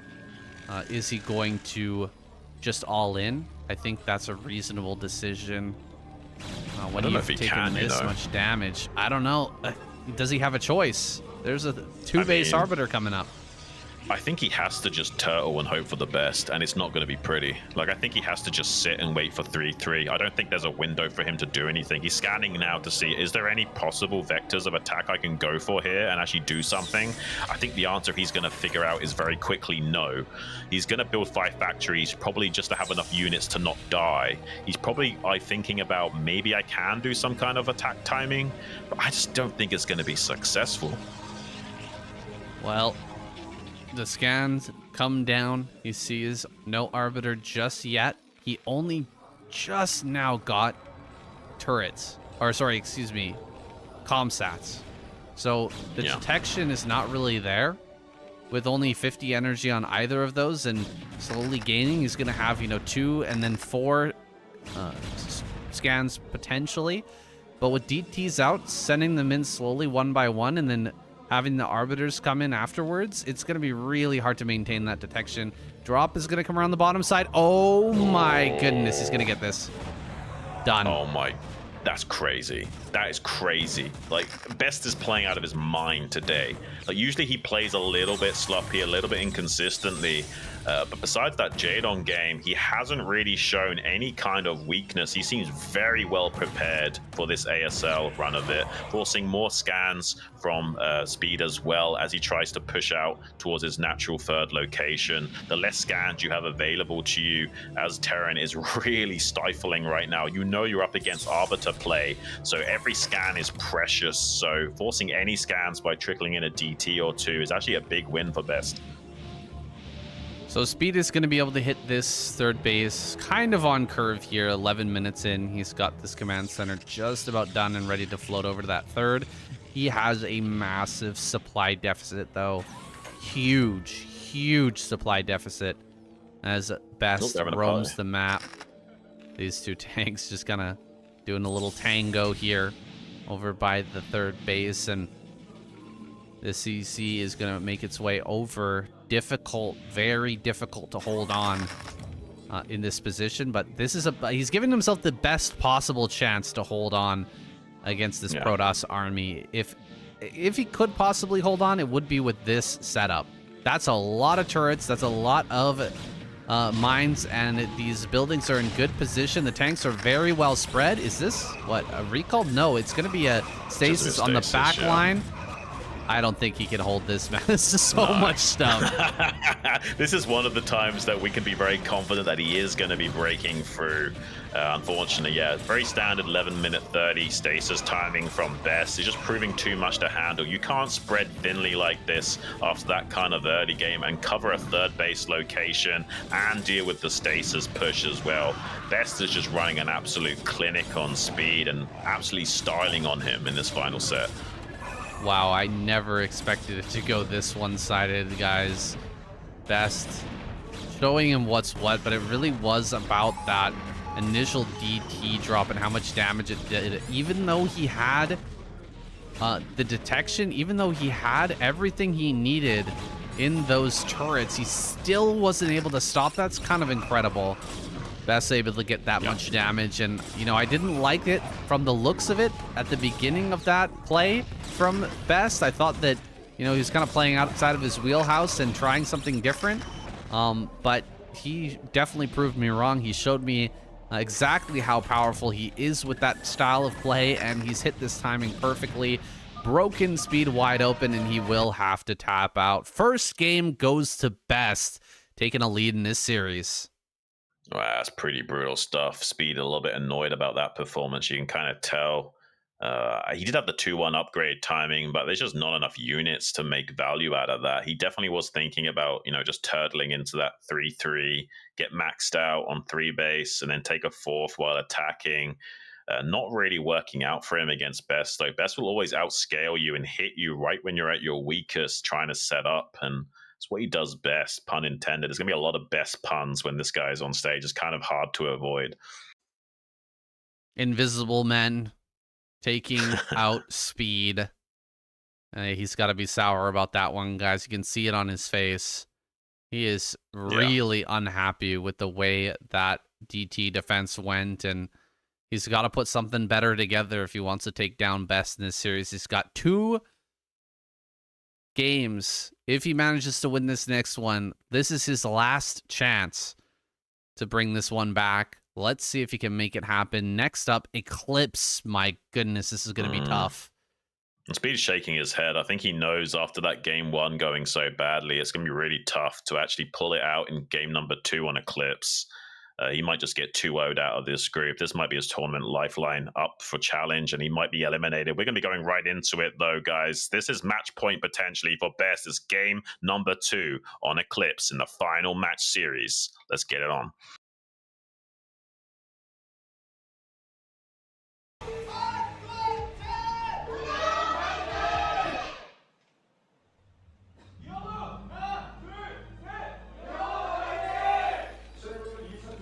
Here he is, Speed.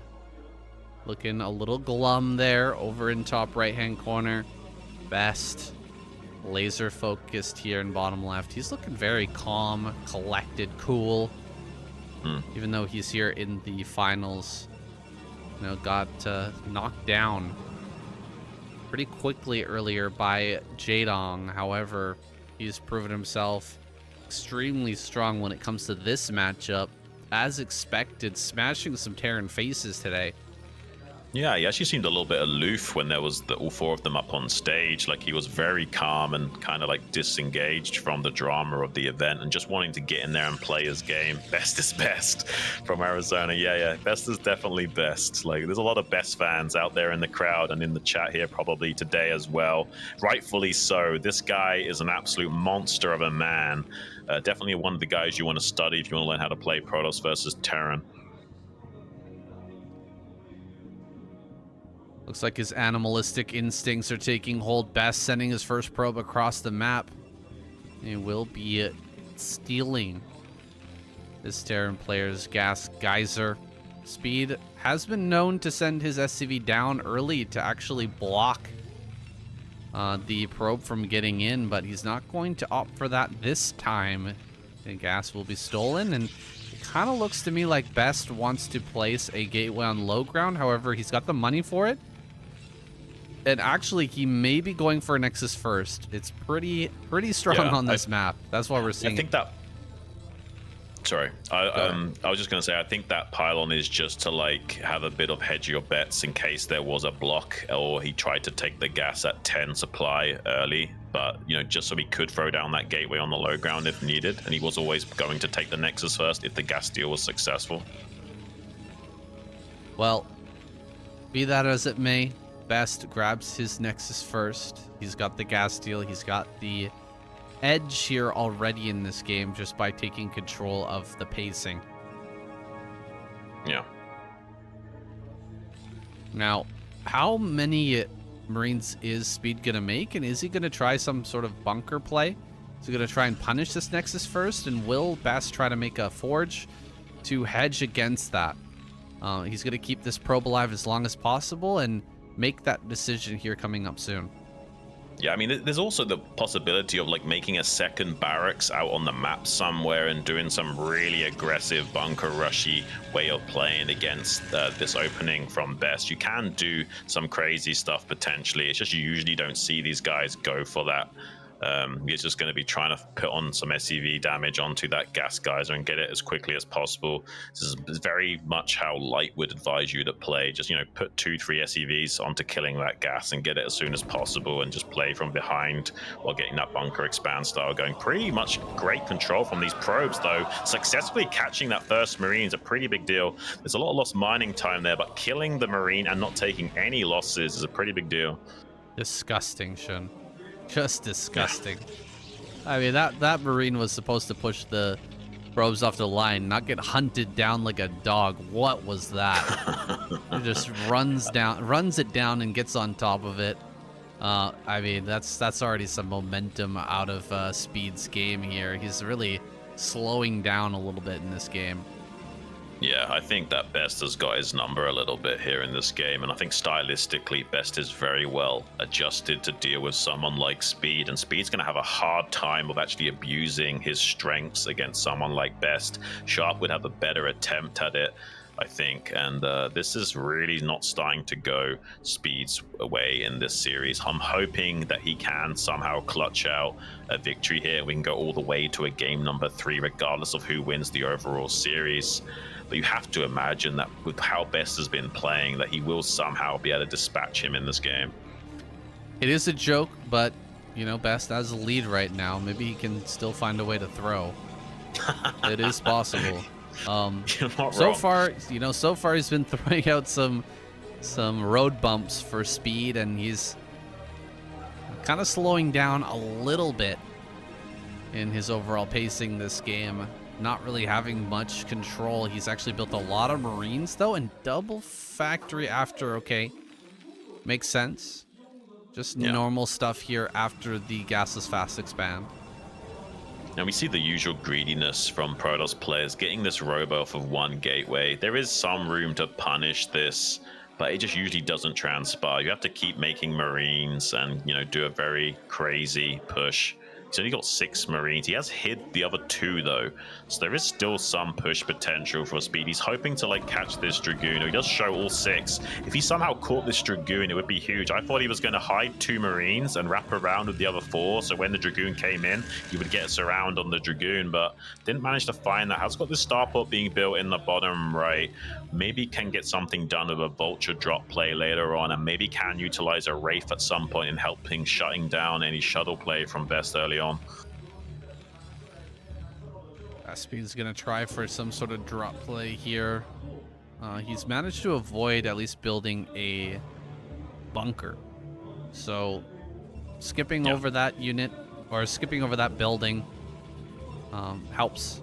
Every little bit helps, speeding things up, getting himself into a better spot. He's got 2 factories and a starport, so he's gonna put a bunch of pressure on with these Marines, push forward with the tank as well, and then gear up for this drop. So he's going to really draw the attention of Best to the front while getting ready to put the pressure on in his main base. Let's see how this goes. Yeah, there are some spotter pylons around the base, so Best will have some reaction time to this. I don't think this force is going to accomplish much, but like you say, just to draw the attention to the front and obfuscate for the actual real blow to come in later on when that dropship's finished up. Maybe, just maybe, Speed can get in here and do a lot of damage to Best, but Best has played against Light so many times that he knows how to deal with this dropship timing. That's going to be coming in around about 7-ish minutes after the gas steal. It's slowed down by quite a lot, almost a whole minute by what it should be because of the gas steal. So Best should be feeling pretty comfortable about dealing with that. But sometimes you make a mistake as Protoss and you don't wait quite long enough before abandoning your defensive hopes. And you think, okay, there's no way he's going for a dropship timing. It would have came in by now. And right as you move out, then the dropship comes in. But I think Best is ready for it. He's got his army kind of in the right positions to deal with it. Yeah, this is great play by Best. Look at him. He moved only 2 Dragoons over to clear mines and get set up that 3rd. And the rest of everything else is waiting here for this drop to come in. And hopefully Speed sees those Dragoons and just waits a little bit longer. Don't send that in just yet. Try to draw the attention once again, because if it comes in super late, maybe Best's not going to expect it anymore. He's going to get in here to the main and not see a starport, so that could actually trick him. Yeah, he wants to wait until Best is distracted, microing somewhere else. So as soon as he sees the shuttle come in, then the dropship's getting ready to come in. There's that Wraith we were talking about earlier on. That's why I thought it'd be really great for Speed to shut down this shuttle play of Best while he's going in for his own drop attempt. I don't think it's going to be too successful. Drops a couple of mines into the natural expansion with the other 2 vultures heading into the main base. Maybe he can get a shutdown on this Reaver. The good mine connection so far. No additional mine, though, to find the kill on that. Try to instead get behind the mineral line to get as many probe kills as possible. It does take a while to actually build scarabs on that Reaver to get it close enough to defend as well. We'll be slowly killing this Reaver in the main base with the assistance of the Wraith. 8 kills on that Reaver in the main base, though, so some damage was found by Best regardless. And now another force coming into the third base. I think this is going to be a lot more Best favored, though, in this trade. I don't think Speed can get in there and do much. Maybe, just maybe, with that mine on the ramp, he would have a better chance at trading, but I think he will just barely get up the ramp and deal with this. Yeah, it looks like it's gonna all be dealt with. 4 Dragoons getting in here and killing off this last tank. 1 Vulture back here with 6 kills, actually. That 1 Vulture is doing a lot of work right now, and Speed is gonna get a mine connection. There we go, gets 1 more Dragoon. Barely not enough to snowball over at that 3rd base. And back at home, he is limping. Not much going on for Speed right now with only 64 supply, and a lot of SCVs finally getting transferred back after that Reaver damage kind of pulled him apart. Can he actually kill this Dragoon? I think he will, but with the pylon wall being rebuilt and more Dragoons coming up, doesn't seem like he'll be able to get over this wall. Now, this wall is very weakened. You can see those pylons on fire. So Speed might be thinking about, okay, maybe if I can come in here later on with a Vulture squad and just target down those pylons, I can maybe still get in later on. But for the time being, it does seem like there's no potential damage that can be done to Best, at least at that 3rd base location. Another dropship ready to load up another 4 Vultures to come in for round 2. It seems like Best is well aware of that potential threat, though. He's got 3 Dragoons just chilling in his natural expansion. There's even a Reaver hanging out in the main base as well, which he can slug around, making scarabs to maybe help deal with some drop defense as well. Yeah, he's gonna get in here with this drop. But look at Best setup. Oh my goodness, he knows.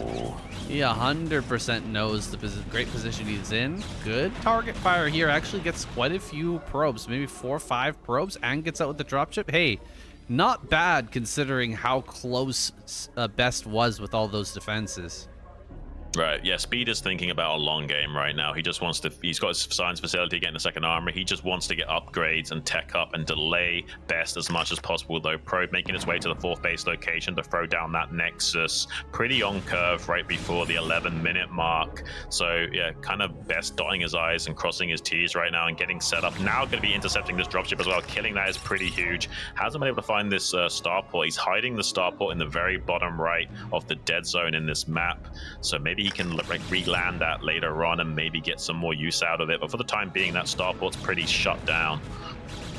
Yeah, not really able to do anything with it for the time being. Tanks are moving out without any turrets over them. They are a little bit exposed. Turrets are going to be made now, and Vultures will have to be pumped out here soon to actually reinforce this. Very difficult to take a 3rd base on this map for obvious reasons. Such a far distance to cover.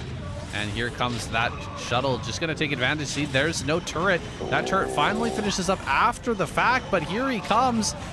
Dragoons coming in from all angles. The Reaver dropping and getting a lot of damage, and Speed will be forced all the way back into his natural. Really great cleanup here from Best. Yeah, he's definitely limping in this game, saying he's going to have to win a super late game against this player Best. Like, he knows there's no hope of doing anything for quite a significant amount of time. It's going to be a bit of a hassle just to float his command center and take this 3rd. He's probably thinking 145 supplied to 82 right now. That's extremely Protoss favored. The main issue is actually getting over here to taking this 3rd base. He doesn't have the tools to really do that. As soon as he tries to move out, like our toast would say, the Protoss player can just sit in an arc and just punish you every time you try and move out. Yeah, this is tough, guys. I'm not going to sugarcoat it here. This is going to be a really hard battle for Speed. There is maybe some dimension where he could potentially win this game, but he is going to be grasping at straws. for the time being. There's the Reaver just delaying things even farther. Great pick up there as well. He needs Best to throw his entire army into mines and everything die for an extremely good trade, and then he could take his third base, but I just don't see that happening. Look at this command center taking a lot of damage. Oh my goodness, if this command center dies, dude, he might just tap out. All right, it does. Yeah, he's gonna keep that alive. Yeah, he's 80 supply ahead though, saying this is so brutal. The second he tries to come out and secure the lane leading towards this third base, Best is gonna pounce on him. He's just waiting for him to inch forward a tiny bit more. Another Zealot train and High Templars making their way downtown right now. This is kind of crazy. I think he's just gonna bowl him over in one big flourish. There's not a lot to really do with this. There's some shuttles that get taken out, but with enough infantry on the ground, it doesn't matter with those high ground tanks in the main base. He's going to absolutely shut down this army of speed. Best is going to be getting out of this group into the round of 8 and join alongside Jaedong. The two older guys, both 35, are going to be making it through.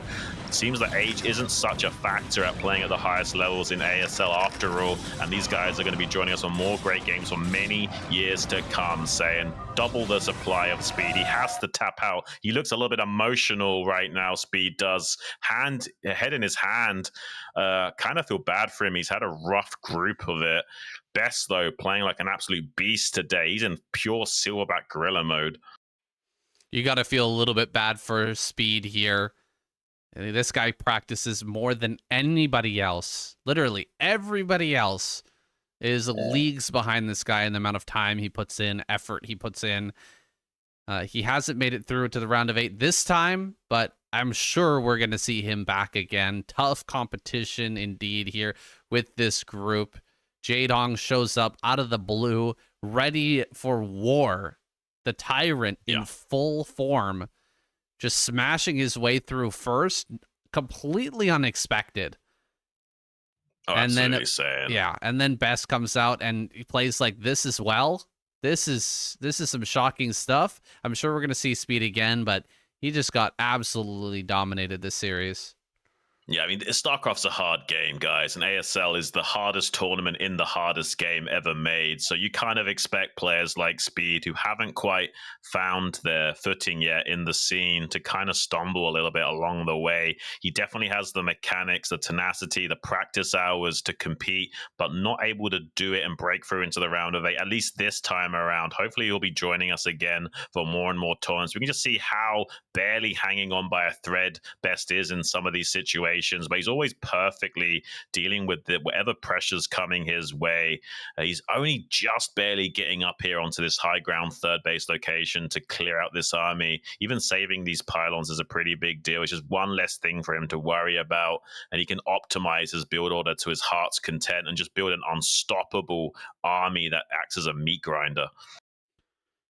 Hey, there's always next season. Speed, a bittersweet day here for us in the round of 16. Jaedong and Best making it through is awesome, but I'm really, really sad to see Speed go out like this.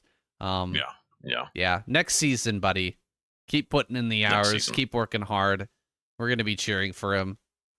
Here he is, Best on stage now. He's gonna do a little bit of a follow-up interview, and we'll get his thoughts.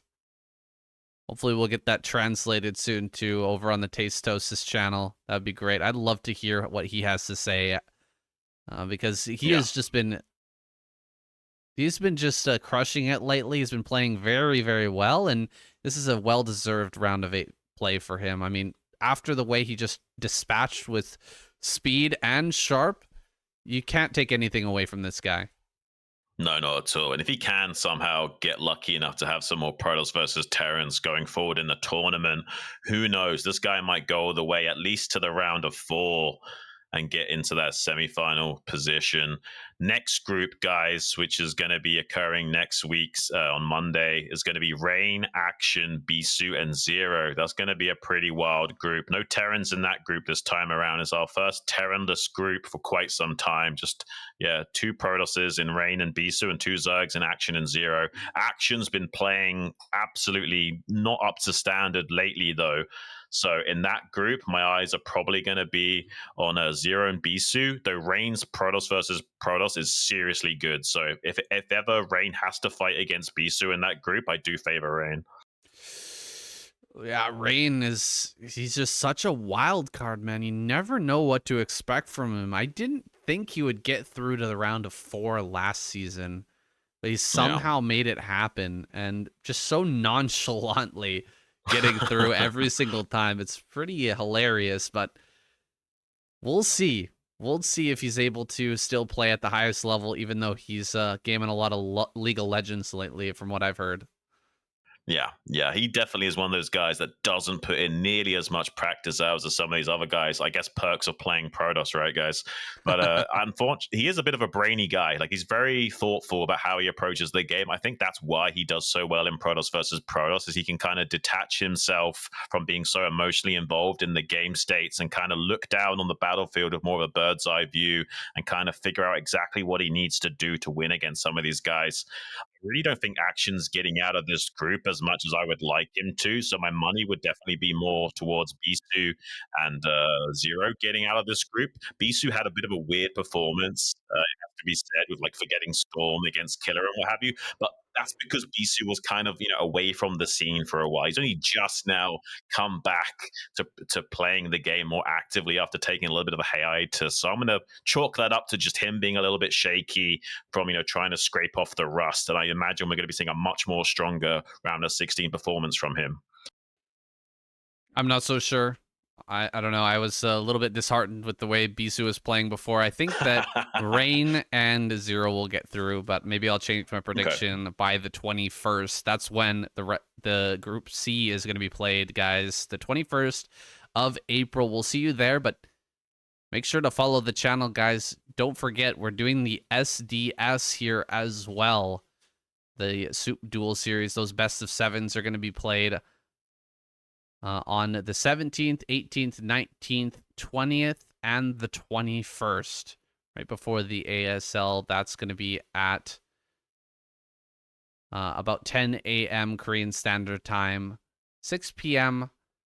the day before Pacific Standard Time, if you guys are from North America. So definitely check that out as well. Also, come see the KCM. We'll be doing the finals on Friday this week.